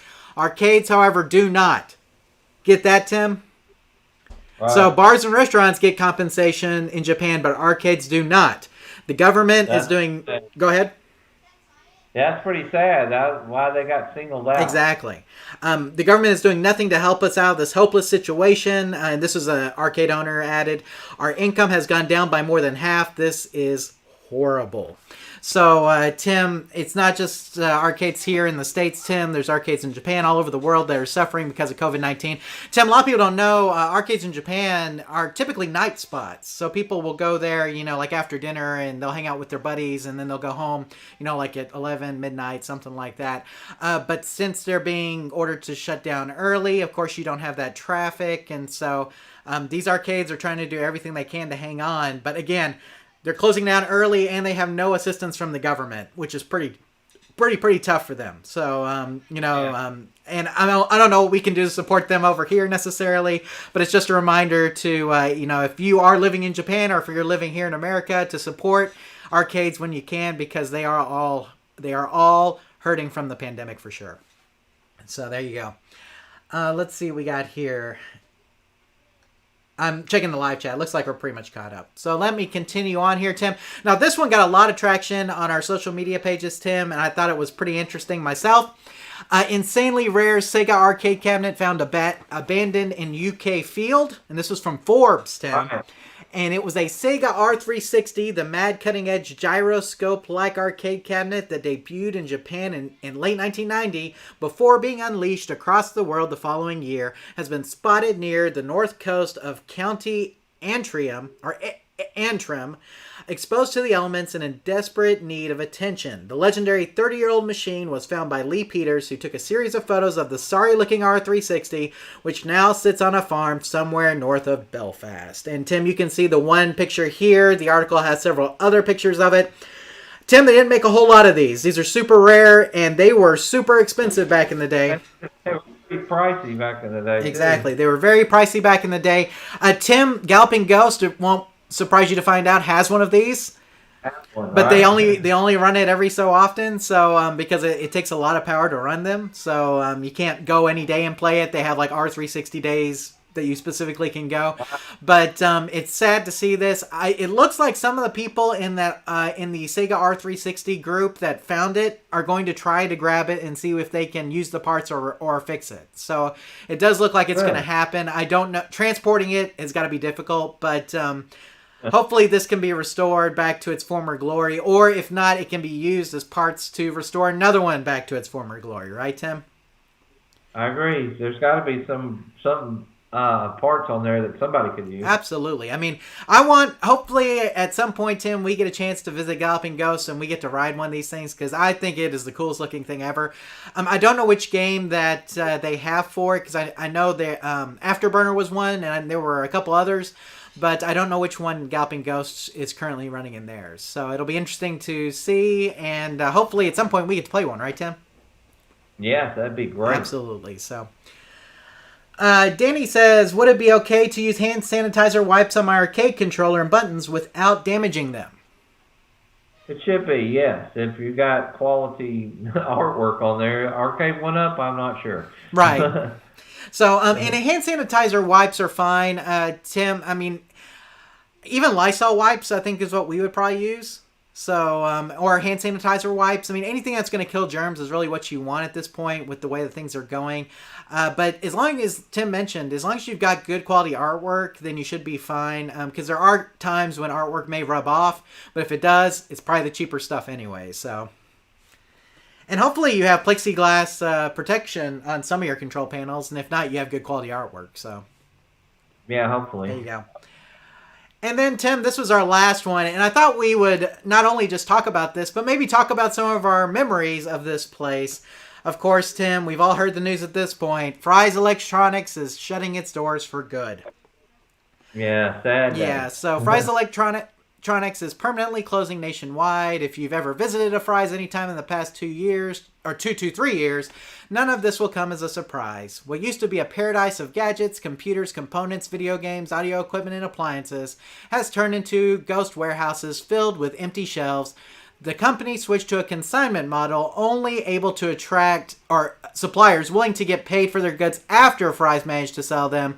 Many suppliers weren't. And so, Tim, at this point, it looks like Fry's is going to be gone. Just another retailer, Tim, and it's so sad. I posted on the story that I have a lot of fun memories of us going to the arcade auction in Mesquite, Texas, and then going down the road to Dallas. It was about 20 minutes up the road to go to Fry's and pick up parts, whether it was heat shrink or whether it was components or whatever the case may be. Fry's usually had it. Just a sad time, Tim. Any memories of Fry's for you? Yeah, I can remember the first time I ever went there. Somebody had told us we needed some Molex connectors or something, and they said, "Well, Fry's will probably have it," and I'd never even heard of it. I think we had to get directions or whatever for GPS, and stuff. And so we went there and we're like, "Hey, you have any Molex connectors?" And they're like, "Yeah, aisle 15." And when they said aisle 15, it was like a whole aisle. It was like a Radio Shack on steroids. Every kind of connector, every size. We were just like, I think we bought a shopping cart the first time we went there, solder, heat shrink, and they just had all kinds of stuff. And just general, it's kind of like a Best Buy meets a Radio Shack, I guess you could say. We just had a ball just walking around the store. That's back when they had tons of movies and stuff in the store. Shows how things have changed a lot in a sad way. I don't know that there is where's the place I went to in Houston, John? The game computer stuff. Did I not tell you about it? It's kind of like the new Fry's, I would say. I think like Micro Center to me, maybe. Okay, I was about to say. That was Micro Center. I actually found they had an aisle full of arcade 60-in-1 parts, pretty much, where you could buy joysticks and buttons and stuff like that. I had not seen anything. T-molding, they had T-molding there. Stuff like that I thought was pretty cool because you just don't see that anywhere else, Absolutely. Micro Center doesn't carry as much as Fry's did to me because, Micro Center I don't think carries appliances like Fry's does, stuff like that. They carry a lot of computer components and other things. Yeah, about half the size. What now? About half the size of a Fry's. Right. But Fry's was such a unique thing. It was just so overwhelming when you'd walk in. And they had demo units of all sorts of stuff in there, which was so cool. So you could play video games and they had different demo things that you could try out. Tim, you may not remember the last thing you bought from Fry's, but I do. I remember the last thing I bought from Fry's. 2 years ago, we bought my wife's iPhone XR from Fry's. Or XR, or whatever it is. And that was the last thing I bought. That was 2 years ago in January. And I know because we just bought her an iPhone 12. We just upgraded it. Oh. But that was the last thing I bought from Fry's. And Tim, when we were there, it was already starting to look pretty empty.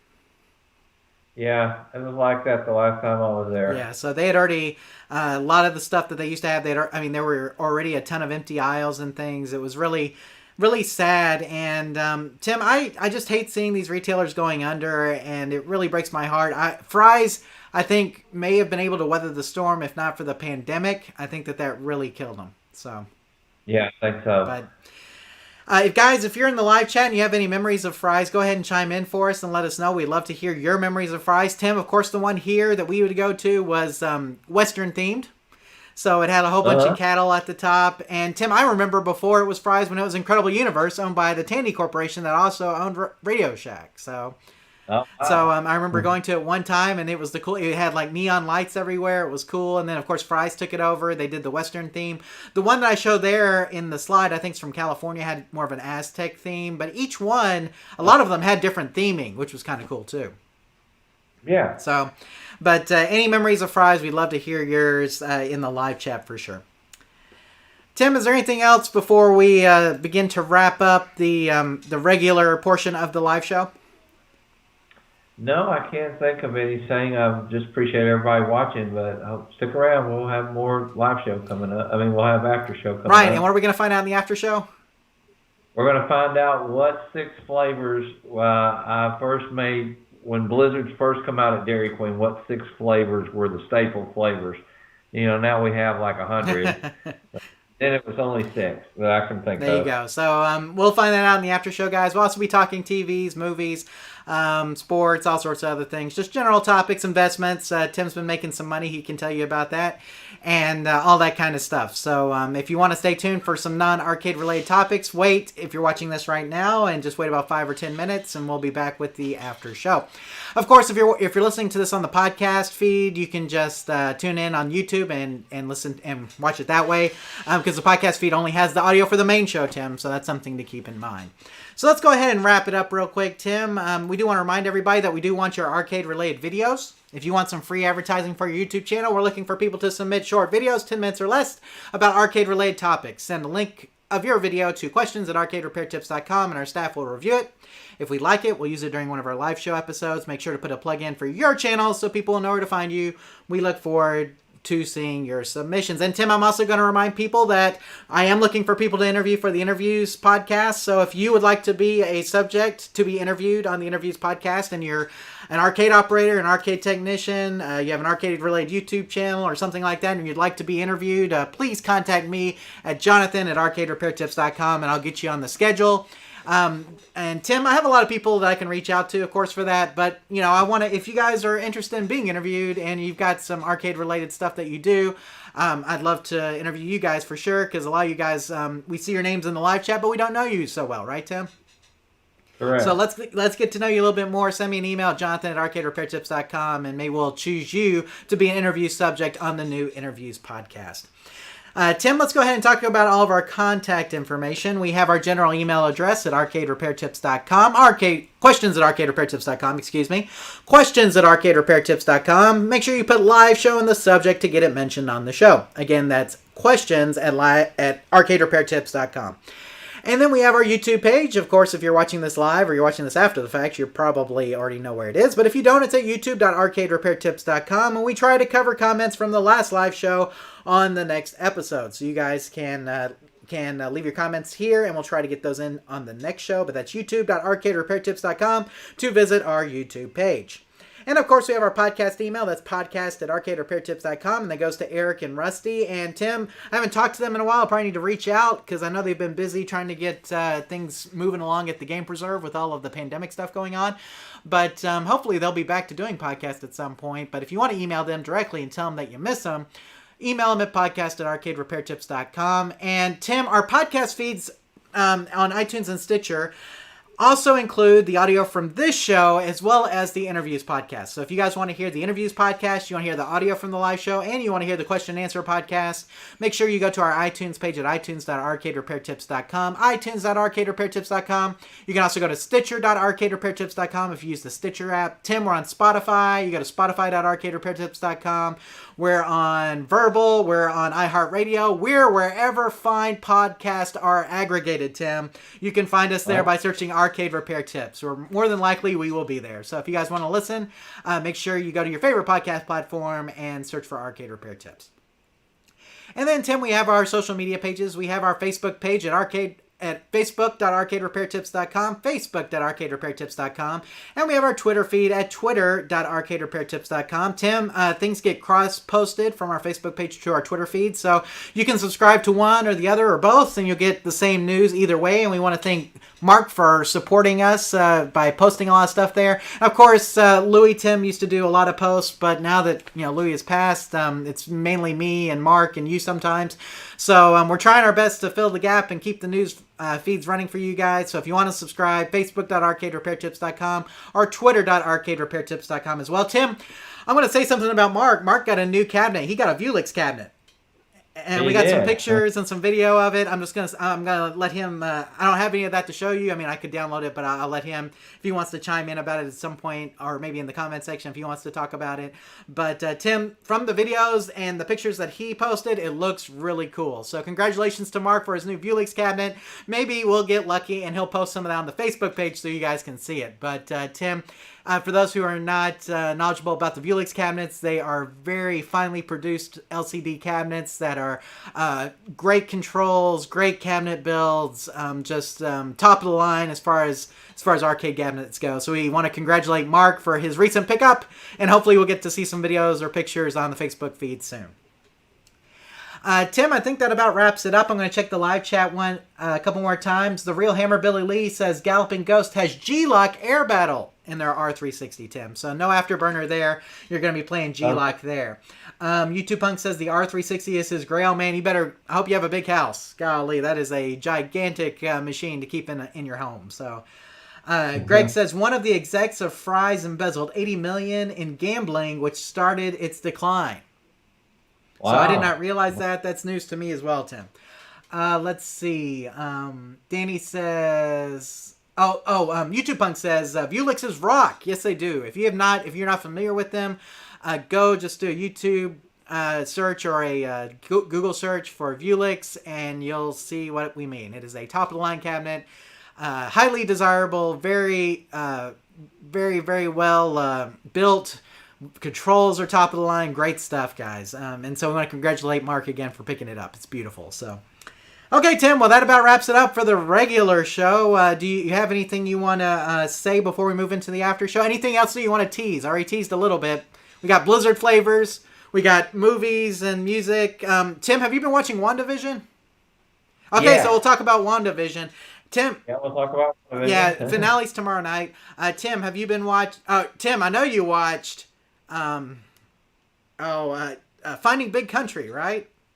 Yeah, Finding Big Country is a great little documentaries, right? So we'll talk about that.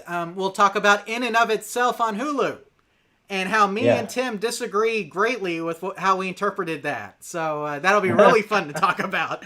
If you're not In and of Itself, if you're not familiar with that on Hulu, make sure you skip that part. We'll give a spoiler alert. That'll be the last thing we talk about. Because you should experience it without knowing anything going in my opinion. You should know nothing about it before you go in. It's better that way. So, but we will talk about In and of Itself with a spoiler alert at the beginning, so you guys won't know anything about it if you haven't seen it yet. So, but I think that's all the teasing for the after show. Stay tuned. It'll be about 10 minutes after the regular show if you're watching this live, or if you're listening to this on the podcast feed, you can of course go to the YouTube page and watch it there. Tim, anything else you want to say? No, thank you guys for the birthday wishes, and we look forward to a better year and hope that your family is staying safe and that the COVID does go away soon and the vaccinations and everything work. And our prayers are with you and your family. Hope that you're healthy and that you fix the game and play the game. And that we have many more stories to tell. Absolutely, Tim. And thank you guys for watching this evening. Thanks for joining us for the live show. And like Tim already said, but we'll say it one more time. Remember, here at Arcade Repair Tips, when we fix the game, you play the game. Take care, everybody. We'll see you in the after show, or we'll see you next month for our regular live show. Until then, take care, be safe, and have a happy March.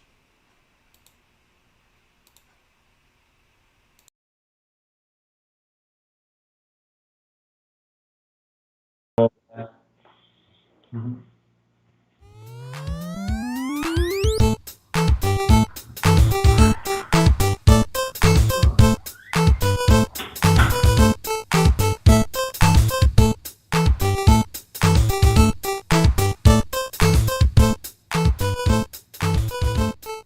Thank you for watching this episode of the Arcade Repair Tips live show. All of our past episodes are available on our website at arcaderepairtips.com or on our YouTube page. This show is intended for entertainment and educational purposes only. Please consult a professional before attempting to repair any coin-operated machines yourself. The preceding program is a Varcade Entertainment production.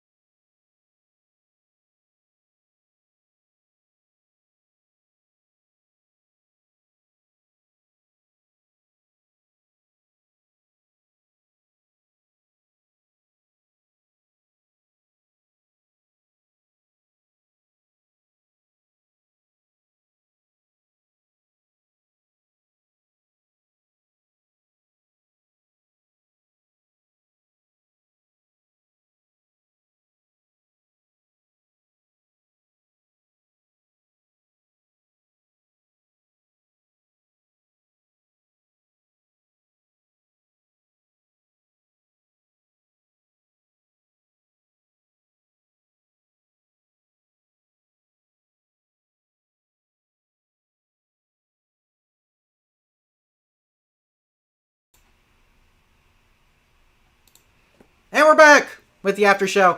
Tim, we were just discussing you're drinking something. What do you got there?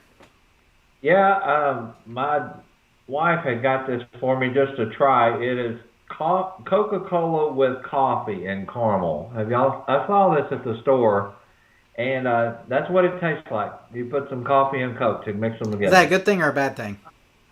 It's not bad. It's just not great. I don't know. Maybe it's because it's at night and I'm trying to eat some pizza too, so it's just not maybe the best thing, the combination. I don't know. So, speaking of pizza, is it weird like eating pizza now after working at pizza places all your life? I mean, are you eating it? Obviously, you're not eating it as much. Is it right? What's weird is going days and days, or even a week or two without eating it. Then I'm like, it's like I'm an addict or something. I've got to go get some pizza. It makes it so good. Especially when you get a really good pizza. So what kind of pizza do you usually get where you guys are? Well, here lately, a friend of ours, they live at Emerald Bay. And they have a clubhouse, and they make their own pizzas. And it's kind of a homemade. So that's kind of been we go hang out with them every couple of weeks. That's what hey, let's get a pizza. And they're like $14 for a great big old pizza. But my favorite... this is just Little Caesars right here. Is like quick and easy. But there's a Domino's close to the house I've had a couple times. My favorite is probably still Pizza Hut for like just general pizza. That's not, some hole in the wall. So we had Pizza Hut tonight, and oh man, it was good. I don't know, they just cooked it just right. It was awesome. I love Pizza Hut. But I tell you, they got a new pizza place that's kind of out your way, a little bit further down the road there. Mr. Ho's. Have you seen Mr. Ho's Pizza? No. Yeah, it's Mr. Ho's. It's by the Brookshires there in your neck of the woods. So. Oh, and boy. Yep. Oh, okay. So you need to go check out Mr. Ho's. Yeah. What now? So I had Milano's Pizza. Oh, Milano's? Yeah, that's there too. So every time I drive by Mr. Ho's, I think it should be a Chinese restaurant, not a pizza place, right? Mr. Ho's? Exactly. It's kind of like my last name, right, is Liang. It's Chinese, but what if I open like a fine Mexican cuisine place, right? Like Mr. Liang's fine Mexican cuisine. I mean, it just doesn't go together very well. But pizza. Yeah, exactly. It might be the best pizza ever. I don't know. You haven't tried it yet? I have not. No. I just know that they just recently opened. So, in Tim's neck of the woods, there's only local pizza places except for the Domino's around the corner, right? Yeah. So, I live more in the city, so we've got a couple of other places that Tim doesn't have. But Tim kind of lives out in the boonies out there. So. Yeah. But anyway, guys, we're in the after show. Tim, thought the live show went well? I think so. It's like, I don't know, it just felt like we haven't done this in a while. It hadn't been that long ago. No, it hasn't. And we've got another one in 4 weeks, Tim. I mean, it's been pretty steady at 4 weeks for the most part, so. But a lot has happened since the last one. We talked about the snowstorm up front, and that really threw kind of everything out of whack. Feels like it's been like 3 months just because of the snowstorm. Yeah. It really does. So, we got some pizza places here. Let's see. Geek Light says Papa John's. Love Papa John's. Used to eat Papa John's a lot more, Tim, but I feel like their quality has gone downhill a little bit.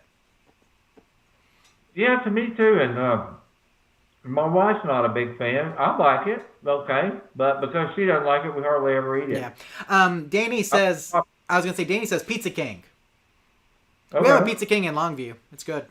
I don't know if it's the same one, but the Pizza King in Longview is good.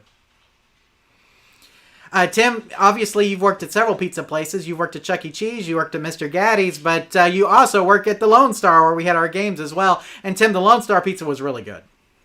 Yeah, it was good. It was very good. I mean, I would go there for lunch, and of course they wouldn't charge me anything for the buffet, and because we had our games in there and everything. But I'd go eat the buffet, and then it was great. Great pizza. Golly, it was good pizza.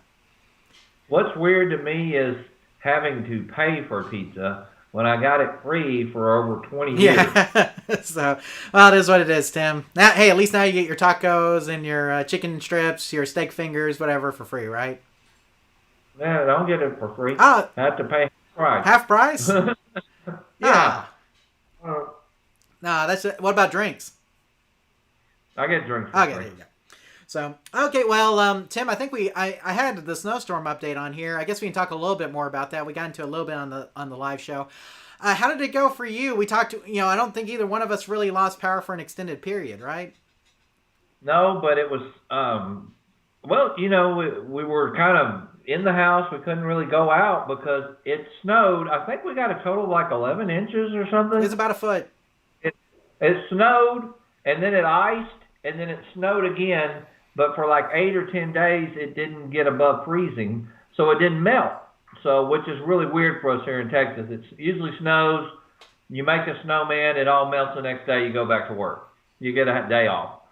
This was really challenging and really different. And I don't know if you guys heard, but a lot of people were worried about their electric bills and stuff.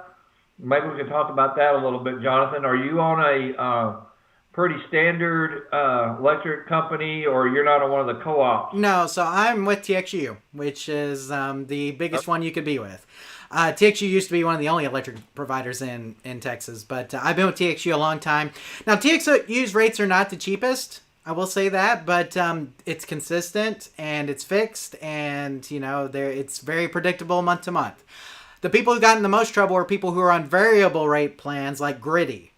And I had looked at Griddy at one point, and what Griddy does is they basically charge you $10 a month, and then they sell you electricity at whatever the wholesale rate is, which most cases the wholesale rate will be cheaper than what the fixed rate is, okay, because it's wholesale pricing. But what happened is that when demand went through the roof and the grid was having trouble, all of a sudden the price of electricity skyrocketed. And so people who had Griddy plans are now having to pay thousands of dollars in order to pay their electric bills. And they have shut down Griddy right now. I believe the Attorney General has shut down Griddy here in Texas, and they're going to open an investigation. But I don't think the biggest thing was that I don't think a lot of people understood what that wholesale rate meant when they signed up. They didn't realize that, hey, if supply and demand shifts, then you may be paying more. And that's really what happened. Right. To give our friends a perspective, there were people with $5,000 to $9,000 bills for 1 month. So imagine that, your electric bill being $9,000. That's crazy. Yeah, I mean more than that, $16,000. I saw a $16,000, $25,000 electric bill. But that's kind of the gamble you take when you sign up for a variable rate with, like I said, with wholesale pricing, because that wholesale pricing can change in an instant. That's what happened. Right. But what you also may not understand is Texas is deregulated, and we can choose from hundreds of energy providers. So you can switch, kind of like in the old days, guys. Y'all remember when you could switch phone carriers, like when you had a home phone, and you could switch 1 month, you'd switch to this, or AT&T would call and give you a better deal, and you'd switch. That's kind of how it is here in Texas with the electric bills right now. But of course, those variable rate ones have really come to bite some people in the butt. Ours was not that bad at all. Are you on a variable rate or a fixed? No, we're on a fixed. We use Constellation, and it's been really reasonable. For what it is, we always think our electric bill is high, but it's not higher compared to those. Our water bill is what has been roller coastering lately, and it was actually cheaper this month. I was about to say my water bill. Yeah, my water bill was like, even though we left everything running, to keep it from freezing up, it was little of nothing. So, but we're not running the sprinklers. The sprinklers are what make our water bill go up.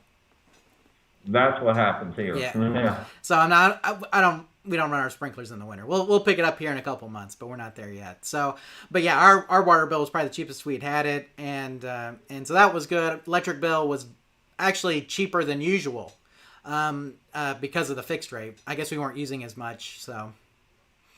But it was crazy, guys. I mean, it was basically just being in your house and not being able to go anywhere. We got out Thursday, Tim, and ran some errands and things, and the roads were pretty good for the most part. See, that's one thing that people up north don't understand is that we don't have sand and salt machines going 24 hours a day on all the major roads. Our whole city has like one. So, I mean, they can do like one lane on each major highway, and that's about it. So, that's...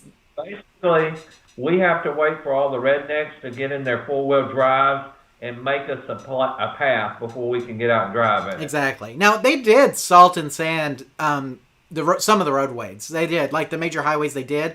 But like I said, they only really did one lane. And then, like Tim mentioned, you really needed some people with some four-wheel drive vehicles to kind of make those lanes clear, a little bit more clear before some of the rest of us got out. Of course, front-wheel drive vehicles really helped Tim. So, for those who have front-wheel drive. Tim, we're looking at buying another car, and I think this time we're going to get something that's all-wheel drive. So. Yeah, that definitely will make us consider it next time. Absolutely. So, but it was a crazy, crazy month, guys. Glad that's all past us. And it actually came through on my dad's birthday. Like, my dad's birthday was that Wednesday. So we still haven't celebrated it yet. We're probably going to celebrate this weekend. But it was just a crazy time. And like I said, we're just not equipped here in Texas to deal with that cold of temperatures. And, I mean, it just never happens around here. And so that's why there was all the trouble that we had. I'm sure going forward, we're going to fix some of our infrastructure to handle that from now on. But it was definitely something that's been overlooked because we have not had temperatures that cold in over a century. So, yeah. Oh, Mr. Silverball Mania says happy birthday, Tim. Thank you. There you go. Let's see. Anything else with your February, Tim? Anything else eventful happened besides the big snowstorm? Oh, gosh. One thing, I shouldn't be drinking this at all. I was drinking this earlier, which is pomegranate juice, because I had passed 3 kidney stones. Oh, gosh. If you've ever experienced that. Oh, Jonathan, you drink a ton of water, so hopefully you'll never experience that. There's a price to pay for drinking Coca-Cola when you get a little older. So if you guys have never had that, consider yourself lucky. And if you do, good luck, because it's very tough. I did miss some work because of that. Right. Yeah, golly, Tim. You didn't even tell me about that when I talked to you on your birthday. Well, that was last week. What late day was it? I don't remember. Now it was like last Friday, I think. I just missed one day, but it was a pretty painful day, and really nothing I could do. Just wait for it to pass. Yeah, drinking water, man, it helps. It definitely helps with that. Yeah. Well, my savior, I have found out, is lemonade, because lemon juice actually is something that breaks those down. So I can't go cold turkey and drink straight water, but I have learned to I do like lemonade a lot. So there you go. Maybe my go-to drink now. Sounds good. Well, Tim, we'll go ahead and move on here. So as far as PlayStation 5s go, Tim, I think I'm done at this point. I got one more. I have a disc version in the house right now, and I think it's going to be leaving very soon. So, and I think I'm done at this point. I'm getting out. They're still hard to get. Walmart threw some more on sale today, Tim, which was nice. And they threw a lot on sale today. But, man, I don't need one of these things. I haven't bought one for myself, and I don't know why I keep buying them except just to help other people. So, it is what it is.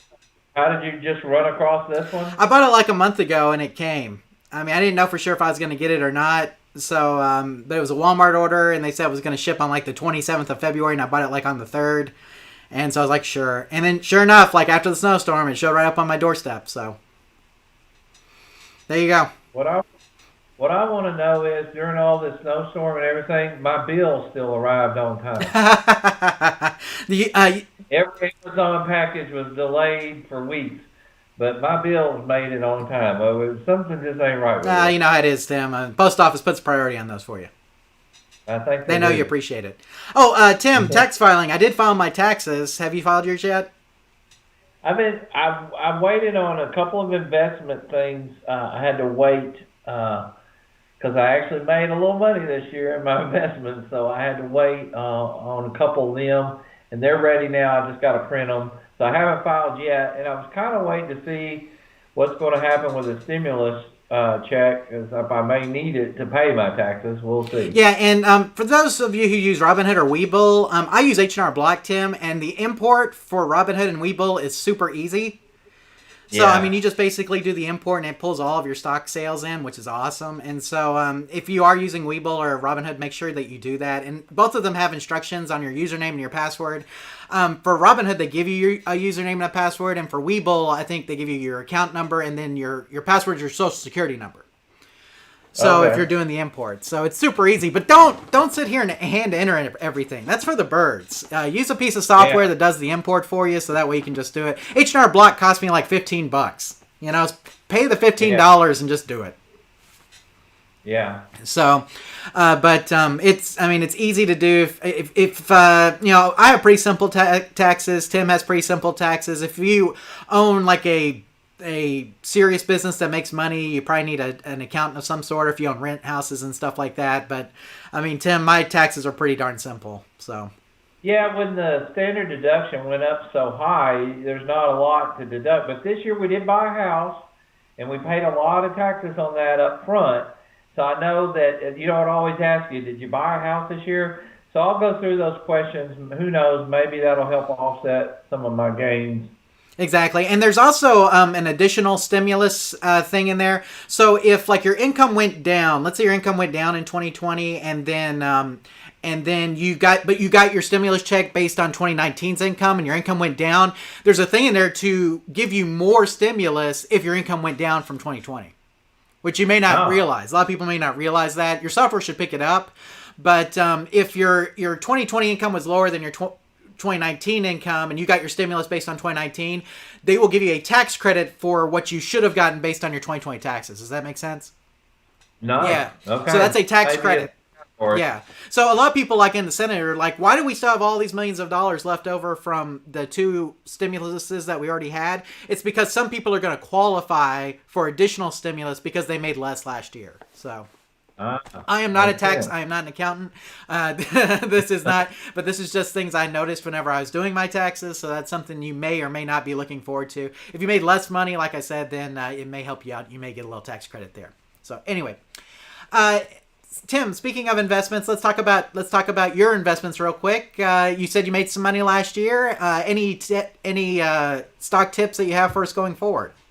Well, the one I'm kind of, we talked a little bit about last time, all the Reddit guys went from GameStop to start investing in AMC, which I like better than GameStop because I think AMC has a better future than GameStop. I think that when all this is over and movie theaters open up, that I think there's something about going to the movies and seeing it on the big screen that you can't get at home. There's certain movies. You imagine watching Star Wars at home for the first time, not at the theater, right? So when I say stuff like that, I think that theaters will always have a place. So I did buy some AMC when it went down.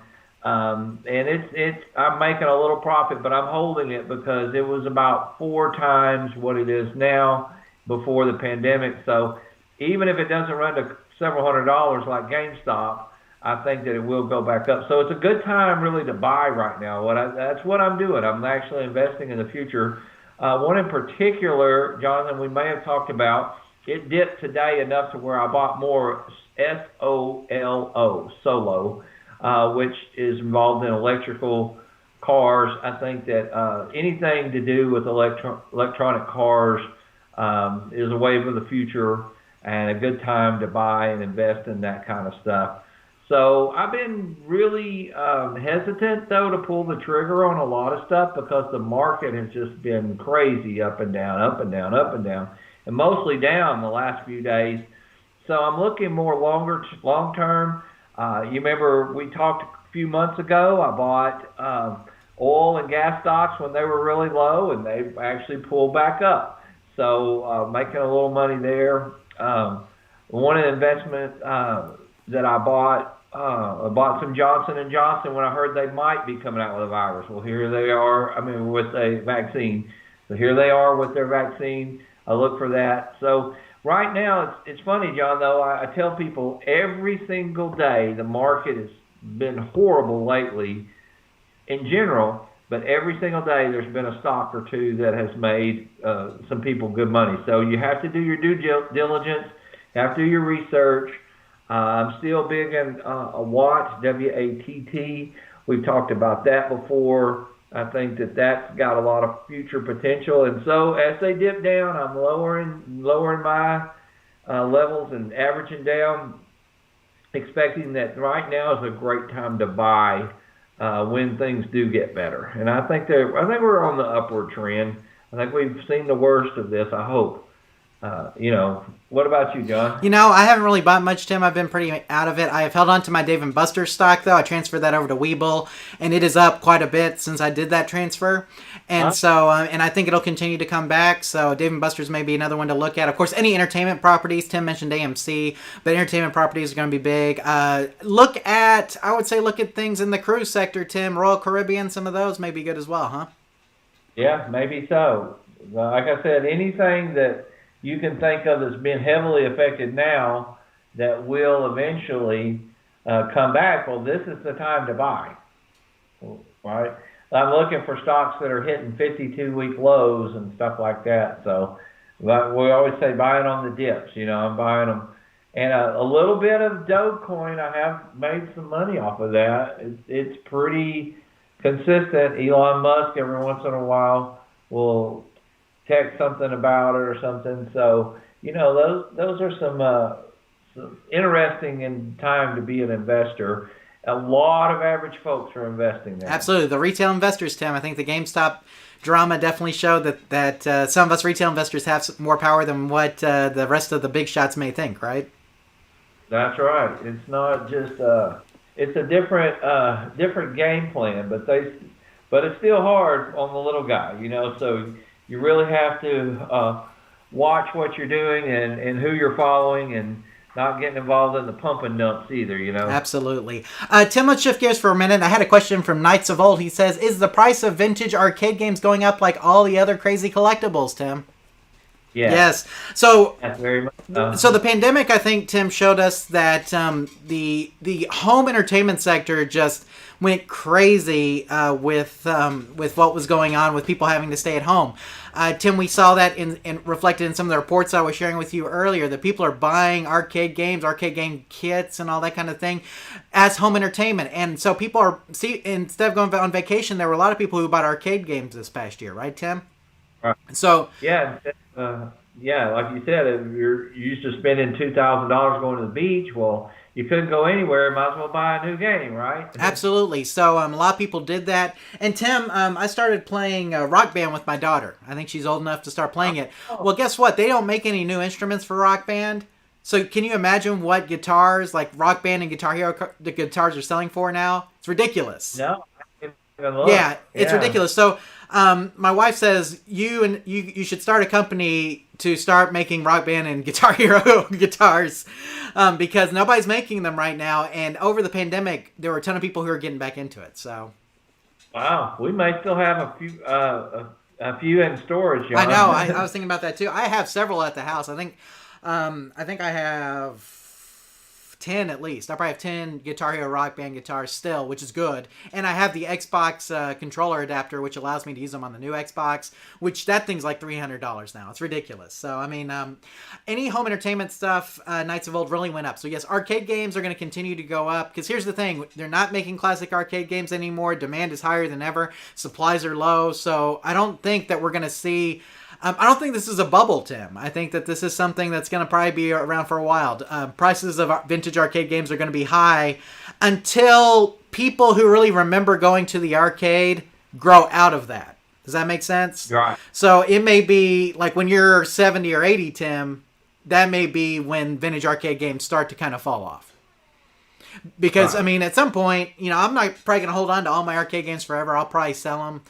Maybe once I get closer to retirement age or whatever. And so at that point, the market may drop because there'll be a lot of people who are getting out of the hobby with a lot of new people getting in, but those new people don't have the memories that we had kind of thing. So it may be a good 10 or 20 years before we see that, maybe more. So never know. But let's see. Danny says, I'm sure prices are going up. Let's see.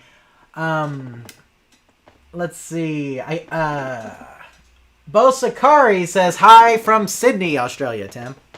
Wow. So there you go. Great. I saw something interesting in Australia. Maybe he can tell us if this is true. I guess people are just they're starting to open up a little bit more. An airline was needing business, so they were offering mystery flights. Did you hear about that? No, I didn't. So you pay like, I don't know, it's a pretty discounted, like a couple $100, and they don't tell you where you're flying to in Australia. They just take you somewhere for the day. So you get to go to somewhere you've never been, or maybe you have been, and then you get to hang out there, and they fly you back. So they're just trying to get people to fly, but I thought that was kind of a novel, interesting idea. They just fly you wherever, you don't know. So let me tell you a story about Australia, Tim. I had a friend of mine from high school, graduated high school with her. She had been doing online dating with this guy from Australia. Went over to Australia in February of last year and got stuck. Oh, no. And has been there ever since. I hope they're getting along. They are, and his family's kind of adopted her, and they did a newspaper article on her in the local paper, and very interesting. She's a very I know her mom, I know her sister, I know their family, and so it was kind of a very weird coincidence. Though she just happened to go over right before the pandemic hit. So she's been living in Australia. She found a job as a realtor, which is what she did over here, and is now, I guess, pretty much Australian at this point. So. That's interesting. So you never know what turns life is gonna give you. So, but anyway, Knights of Old had another one. Did certain supplies for arcade repair or electronic tools become scarce at all? Supplies from overseas, etc. Not really. I mean, the stuff that's been scarce, I think, is still scarce, Tim. But it seems like we've been able to get our hands on most things, right? Yeah, I think so. That we probably had a surplus in the beginning, to be honest. But, but probably, I'm sure there were certain parts. I know that I talked to some people that work in arcade, and they were like, we're having a hard time getting parts that we need, because guess what? A lot of them come from places that had shut down, or they weren't producing, or there's not a lot of new games and stuff like that. So they were having some problems getting certain parts. Gotcha. That makes sense. And let's see. Bosa Carl says the flight lasts a few hours and is cheap. So yeah, he confirmed it, Tim. Wanted to say I'm a big fan of the show and learned a lot from you. Thank you. Of course. Thank you for being here and watching, and thank you for the kind words. We're glad that you learned a lot from our content, right, Tim? Yeah, and putting up with the after show too. Exactly. So there we go. Tim, any sports things that you want to talk about besides the documentary we'll get to in a little bit? Any NHL, NBA, MLB? I haven't worked so much. It's weird. I've either worked or we've been shut down. I've been kind of like, when I get home, I watch a little news, and I've been watching there were so many shows. I probably watched 100, it seems like, that I could have listed tonight. So maybe when you said WandaVision, I was like, oh yeah, I've been watching that. It's like I've been watching all kinds of things. So I haven't really watched much basketball, which is surprising because, basketball season's back in. Baseball's already starting and spring training practice and stuff. But I'm just so, I guess when you didn't have sports there for a while, I just kind of went into a different mode. It's just not as much a part of my life as it used to be. What about you, John? I'll turn it on. I'm not keeping up with it as much. I still like, I'm a big Stars hockey fan, so I'm watching them, but they've been terrible lately. So, I mean, the games are pretty hard to watch. I'm watching Mavericks games whenever I get a chance. Once the baseball season starts back up, though, I'll be 100% baseball for the most part, because that's what I watch. And they start the day after my birthday on Monday, April the 5th. Okay. So I'm looking forward to that. That's going to be opening day. And I hope they limit it. I hope they don't do 100% capacity. I hope they do like 50% or something, just to keep everybody safe. So we'll see. Yeah, interesting. Well, I heard there's a lot of legislation come out that says either you're going to have to show you had the vaccine, and I don't like the forced vaccine deal, or a recent COVID negative test. So you don't necessarily have to be vaccinated, but if you could prove that then they might let you in. Maybe that would help, and maybe not such a bad idea where you're not forced to get a vaccine if you really don't want one, or but you can prove I don't have COVID, so I'm able to mingle, maybe some solution like that. Sounds good. So we'll see what happens with Texas Rangers opening day. They can open the roof and have an open air stadium, which I hope they do that as well, especially if they have people in there just to kind of get some air circulating in there. And I mean, we'll see what all happens with that. But I do want to go to a baseball game at some point this year, Tim. I've been dying to go into that new stadium. Oh, I have my cutout over here from the old stadium, Tim. I bought one of the cardboard cutouts that's out in the stadium things. It's actually sitting right here. Have you seen him? Hang on. Yeah. I got to get him now. Thank everybody. You entertain the folks while I'm over here. That was like your best seat ever, John. You were at the game. You can't tell what's live and what's Memorex. There you go. That was a great gift. I think that was my wife got that for our anniversary. I thought it was a cool gift. Oh, and check this out. It's got an MLB sticker on it. Official MLB product. There it is. Oh. So I am an official MLB product now. We could tell your grandkids one year, they're like, why do they have a picture of you there, Grandpa? And you're like, well, let me tell you, one time we had this pandemic. Well, the funny thing was that they put him in a seat I probably couldn't afford, so. Right, that's what I'm saying. It's the best seat you ever Yeah, it was had, right behind home right? plate, like 4 rows up. So I'm going to have to, I feel like obligated to sit there. I'm going to have to spend some money just to sit there for one game, just so I can reenact what my cardboard cutout did. So, but he's there. That's going to be our goal. What now? That should be our goal. There you go. Sounds good. Christopher Martin says temperature checks at the gate. I kind of assumed that. I bet we're going to have that for sure.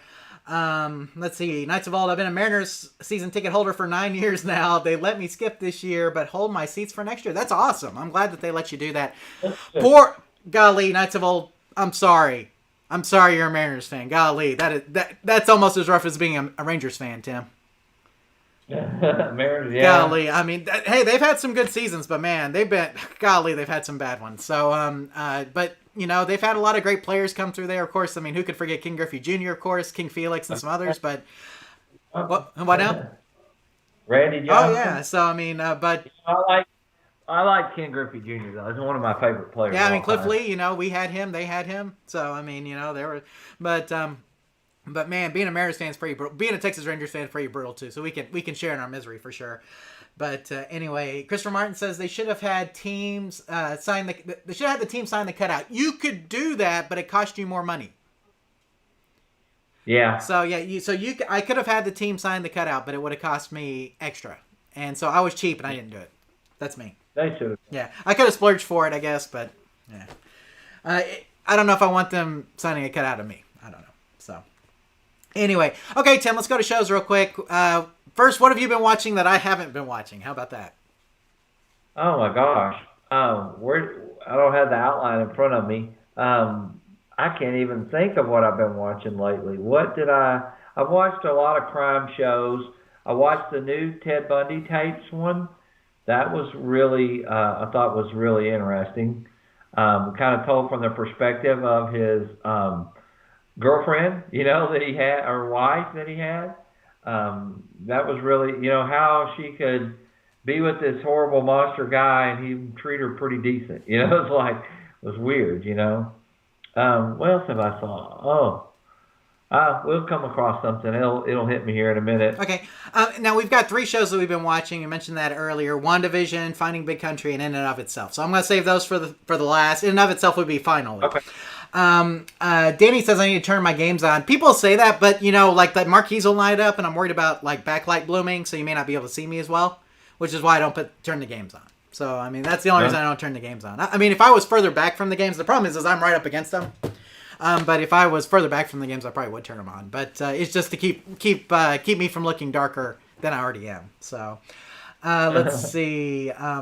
Knights of Old. We had some great seasons. I do miss Ichiro. Yeah, Ichiro was awesome. Golly, Ichiro. Man, he was awesome. So he was annoying as a Texas Ranger fan, but man, he was a great player. So, yeah, I mean, look, the Mariners had some good seasons, but it's still tough being a Mariners fan. We sympathize completely. Man, we were one strike away from winning the World Series. How many times, Tim? Once, at least. Yeah, in the same game.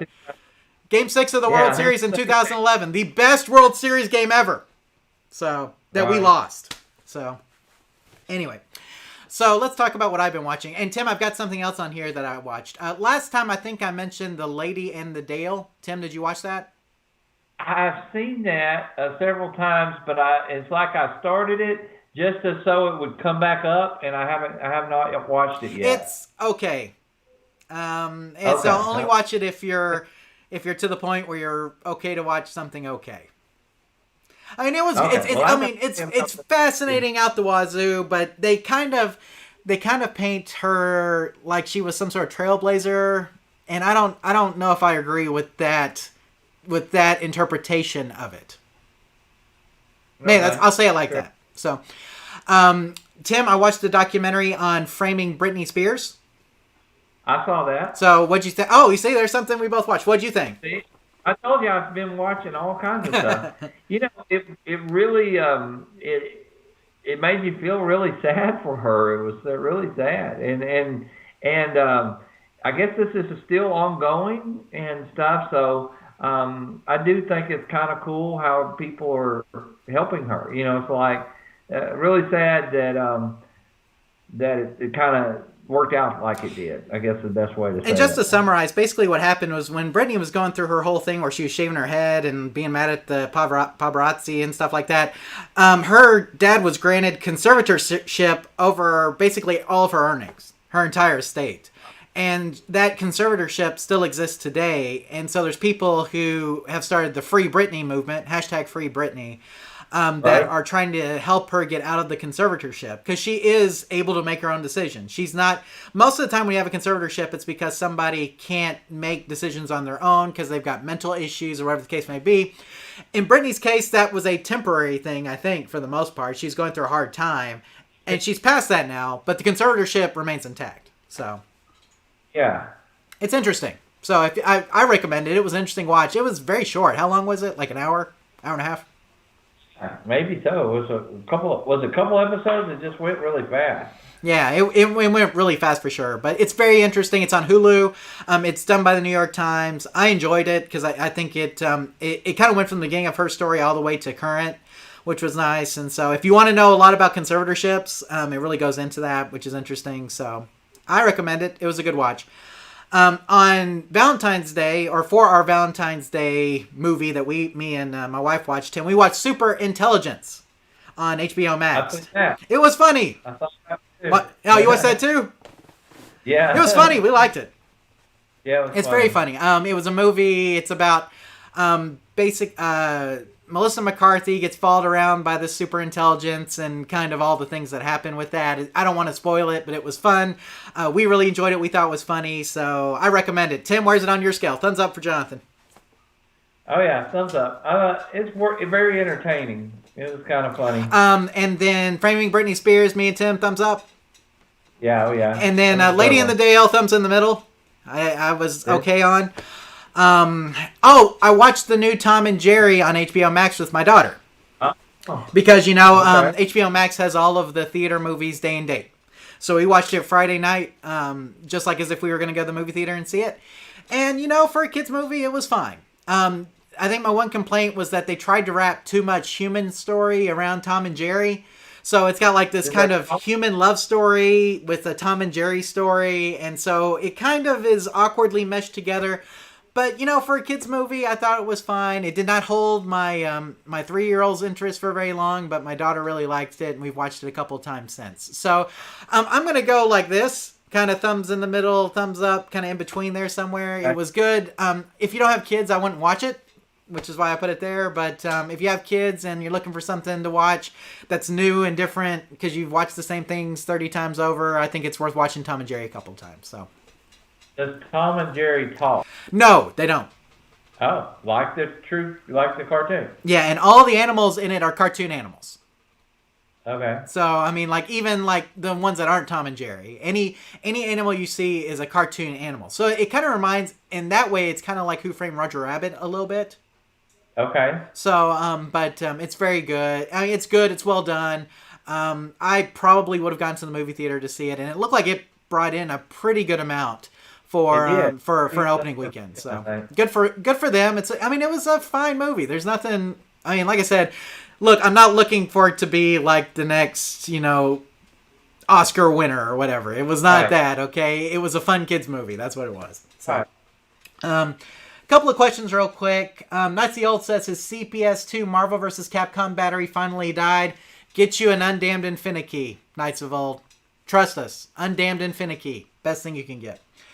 Bosa Carl says, guys, can I ask how much an Adams Family pin would be in the U.S.? Here they're going for about $15,000 if I can find one. It's about right. Right, Tim? Yeah. 10 to 15,000. Yeah. Supply and demand, man. Supply and demand. They made more of that machine than I think any other pinball machine, but the demand for Adams Families is through the roof. Golly, people are looking for them all over the place. So 10 to 15 grand is probably what you're looking for. Let's see. Danny says he's ready to see Coming to America, Tim. Me too. Tomorrow, and I've read the reviews already, Tim, and they're good. Ah. So I'm cautiously optimistic about Coming to America.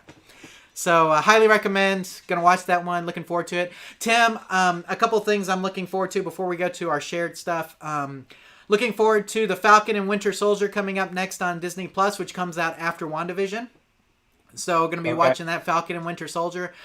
Then I'm really looking forward, probably more than I should be, to the Mighty Ducks Game Changers with Emilio Estevez. Okay. I love the Mighty Ducks series, Tim. When I was growing up, that was kind of it was a thing. I've seen all three of them. I have them all, and so I'm looking forward to kind of seeing how they kind of remake it, kind of like what happened with Cobra Kai, where they remade the Karate Kid series. This is what they're trying to do with Mighty Ducks as well, and that's going to be coming out here towards the end of the month. Looking forward to that as well. Okay, let's get to some of these things that we've talked about. Let's do Finding Big Country first, because I think that's the one that a lot of people may not be as familiar with. Right.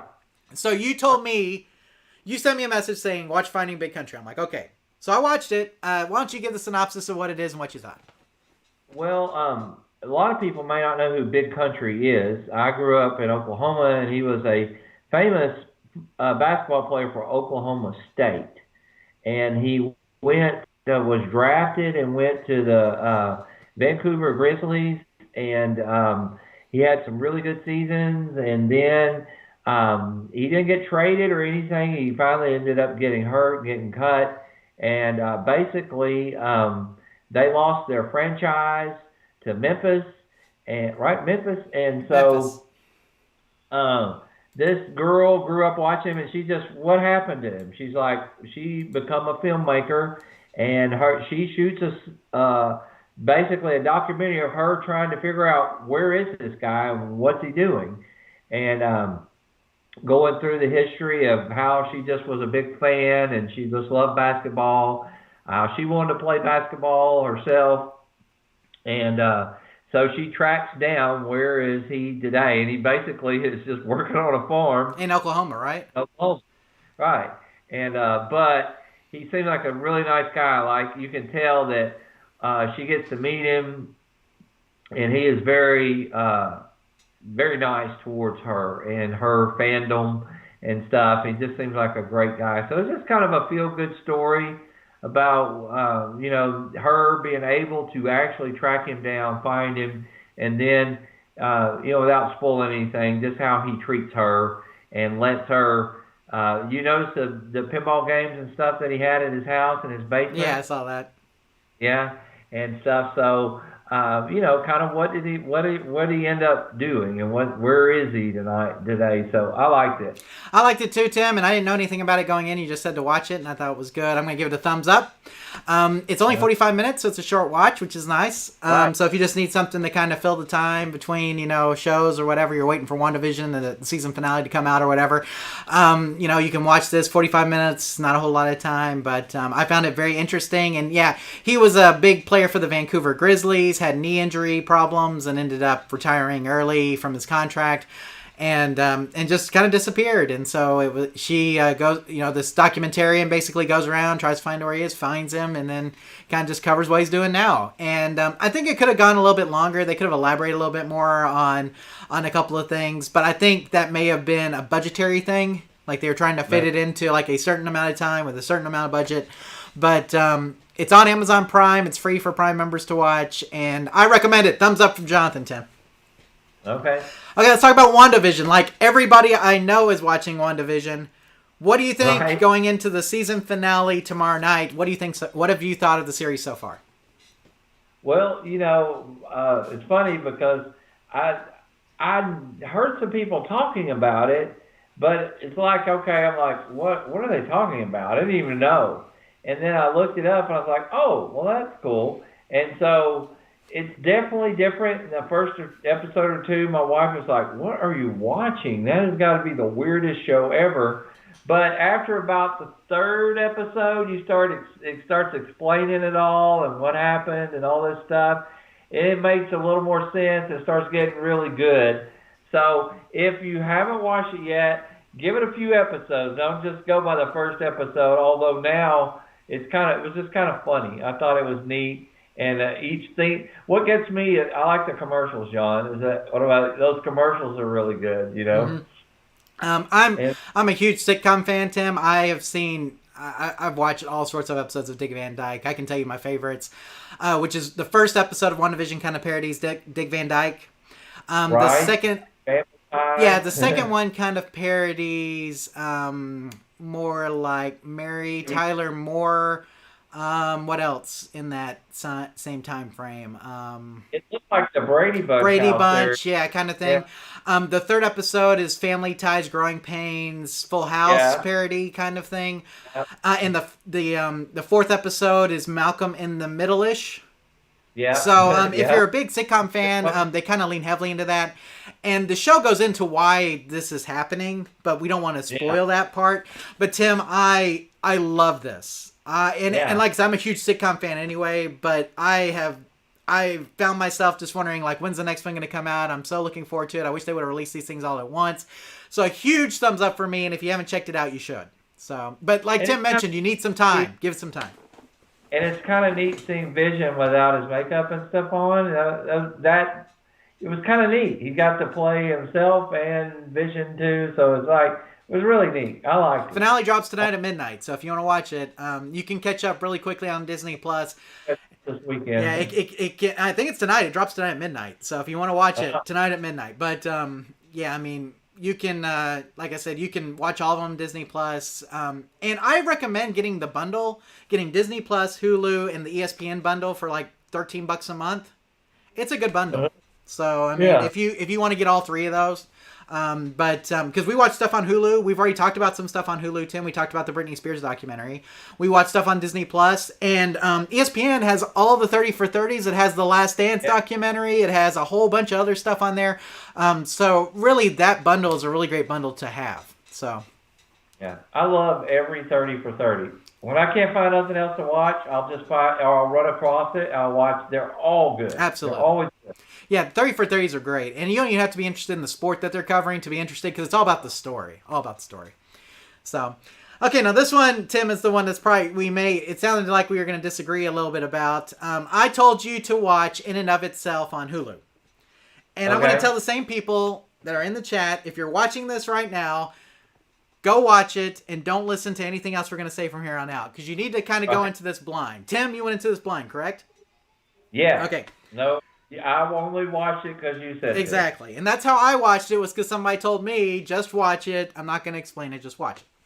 Okay, so I'm going to give everybody a 5-second head start to turn off. This is the last thing we're going to talk about, Tim. We're going to wrap it up from here. I'm going to give everybody a 5-second head start. You get to leave. If you haven't seen this yet, you can leave. If you have seen it, or if you don't care and you just want to hear us spoil it, that's fine. But you get 5 seconds. 5, 4, 3, 2. You see this, Tim? 1. Done. Okay. All right. If you're staying, we're spoiling things. Okay? We're going to spoil what it is. Okay, Tim. So let's talk about In and of Itself. What did you think? Yeah. I'm mad at you for making me watch it. No. I am not. It wasn't that. It was, I mean, the more I look at it, the more it was neat. It probably would be awesome to go see live, because it's basically what it is. It's a live show. Live show of a documentary of a live show. So, I kept waiting for it just really got weird to me. But in the end, it still is. It's still a magic trick is what it was. So, the illusionist. And I do tend to like those type of things, but I don't know that he has any superpowers. It's just, it's like, but it was kind of neat. I would imagine that people that were there thought it was pretty cool when he could tell, oh, you're the teacher or the policewoman or the thinker or whatever, things were where they picked him up. I didn't really understand that till later. The more I thought about it, oh, that's what he was doing. So, but it definitely was thought provoking, I guess you could say. And why did you really like it? So, Tim, to me, I mean, I didn't even think about the magic aspect of it. So it's done by Derek Delgadio, who's an illusionist. But to me, it wasn't about illusion at all. That was part of the performance of this, but it's really not about that at all.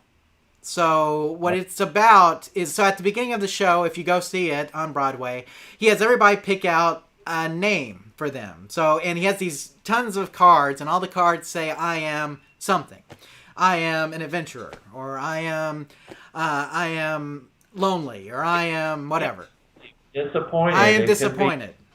Yeah. Right. Tons of different things. So everybody, before they sit down and to go to his show, they pick out a card that says something about them, something that describes them, and they give it to him, and he kind of uses that during the show. And it kind of just starts off with him just talking about himself a little bit and kind of how he came about and giving a story about, kind of the way that, or somebody described him. I don't want to give a lot of spoilers here. But, Tim, here's what I got from it. I don't want to give too many spoilers. What I got from it was that in this world, we're all defined by how people see us.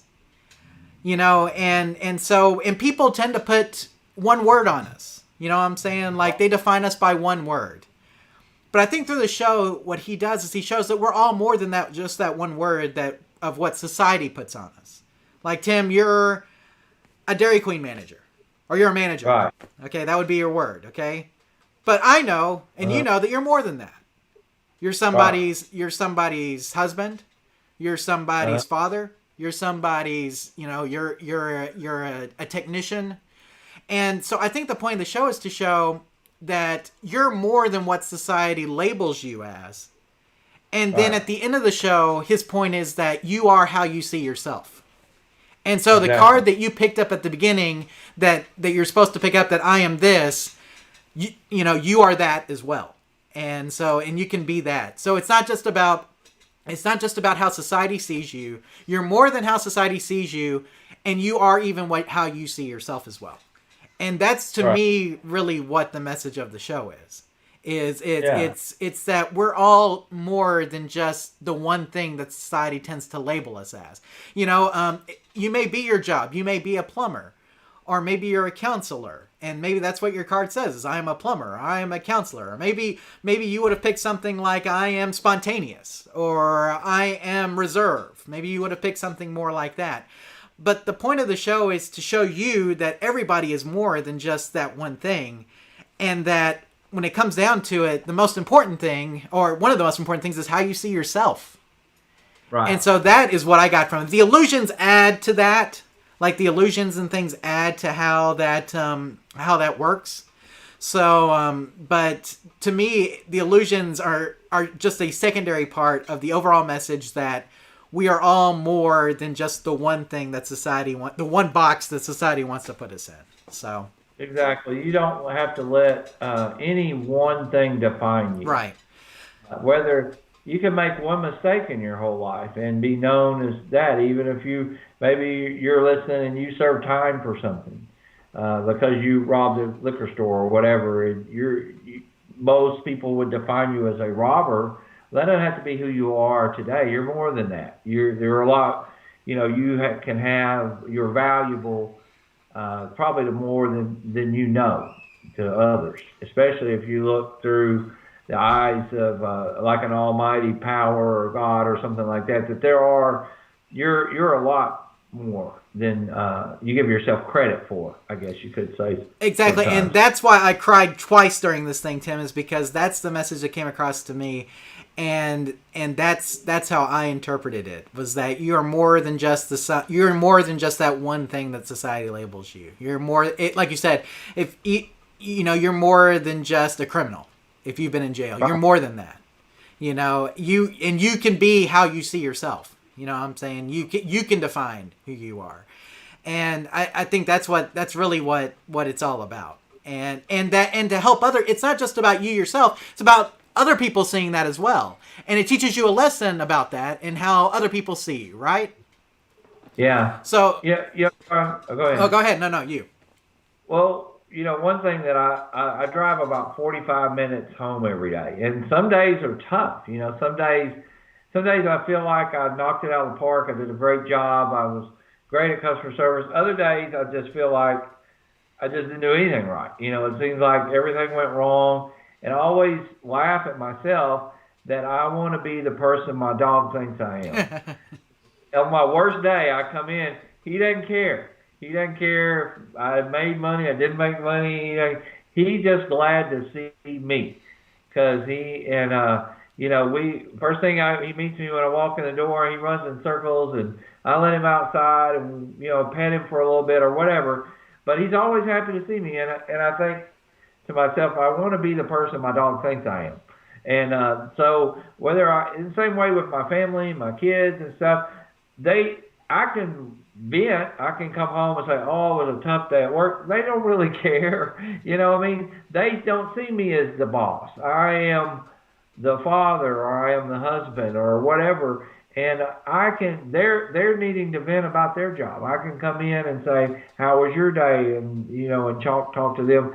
So I think that's one thing that I did kind of get out of it, is like, don't be so hard on yourself.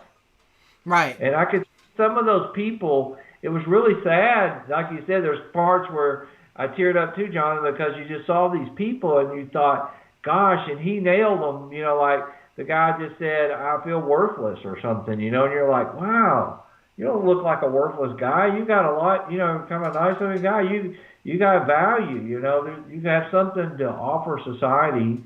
One thing we should say, John, is that, over the last month, ever since the presidential election, we have just, my friends are divided 50-50. I got friends that are celebrating the mask decision, for instance, and I got others that are upset, and everything has just been, it's like nobody's getting along anymore, and I don't think there's much middle ground. I don't think there is this big compromise that we hoped would happen.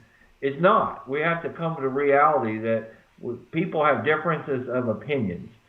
And where I'm kind of going with this is what I saw during the snowstorm was I saw tons of Texans, hey, if you're stuck or you need a way to work or you need growth, people in my neighborhood were like, does anybody need milk? I'll go to the store. I got a big four-wheel drive. I'll pick it up for you.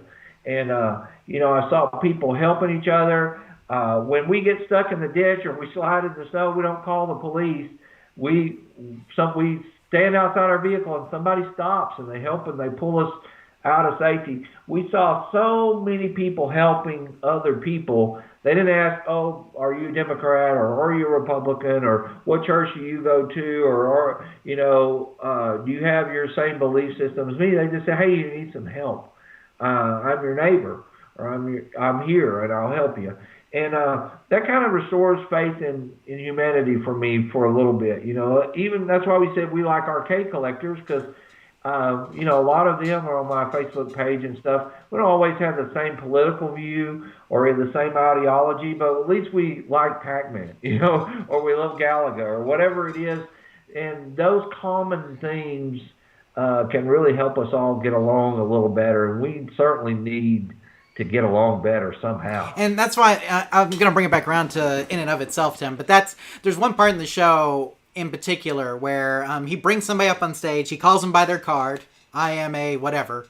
Somebody picks a card, he brings them up on stage, and you kind of see it. I'm not going to spoil it. You get a transformation kind of on stage, and he at the end of that, he's like, I don't see whatever that card was anymore. Now I see you as a friend, or I see you as a brother, or I see you as a son or a daughter, because here we're that's what I'm saying. The whole documentary was about this. We're more than just that one thing that society labels us as. You're more than just a Republican. You're more than just a Democrat. You're more than just your job or your profession. You're more than just what you think you are, and that's, and not only are you more, but every single person that you meet is more than that. And that's, to me, what I got out of In and of Itself.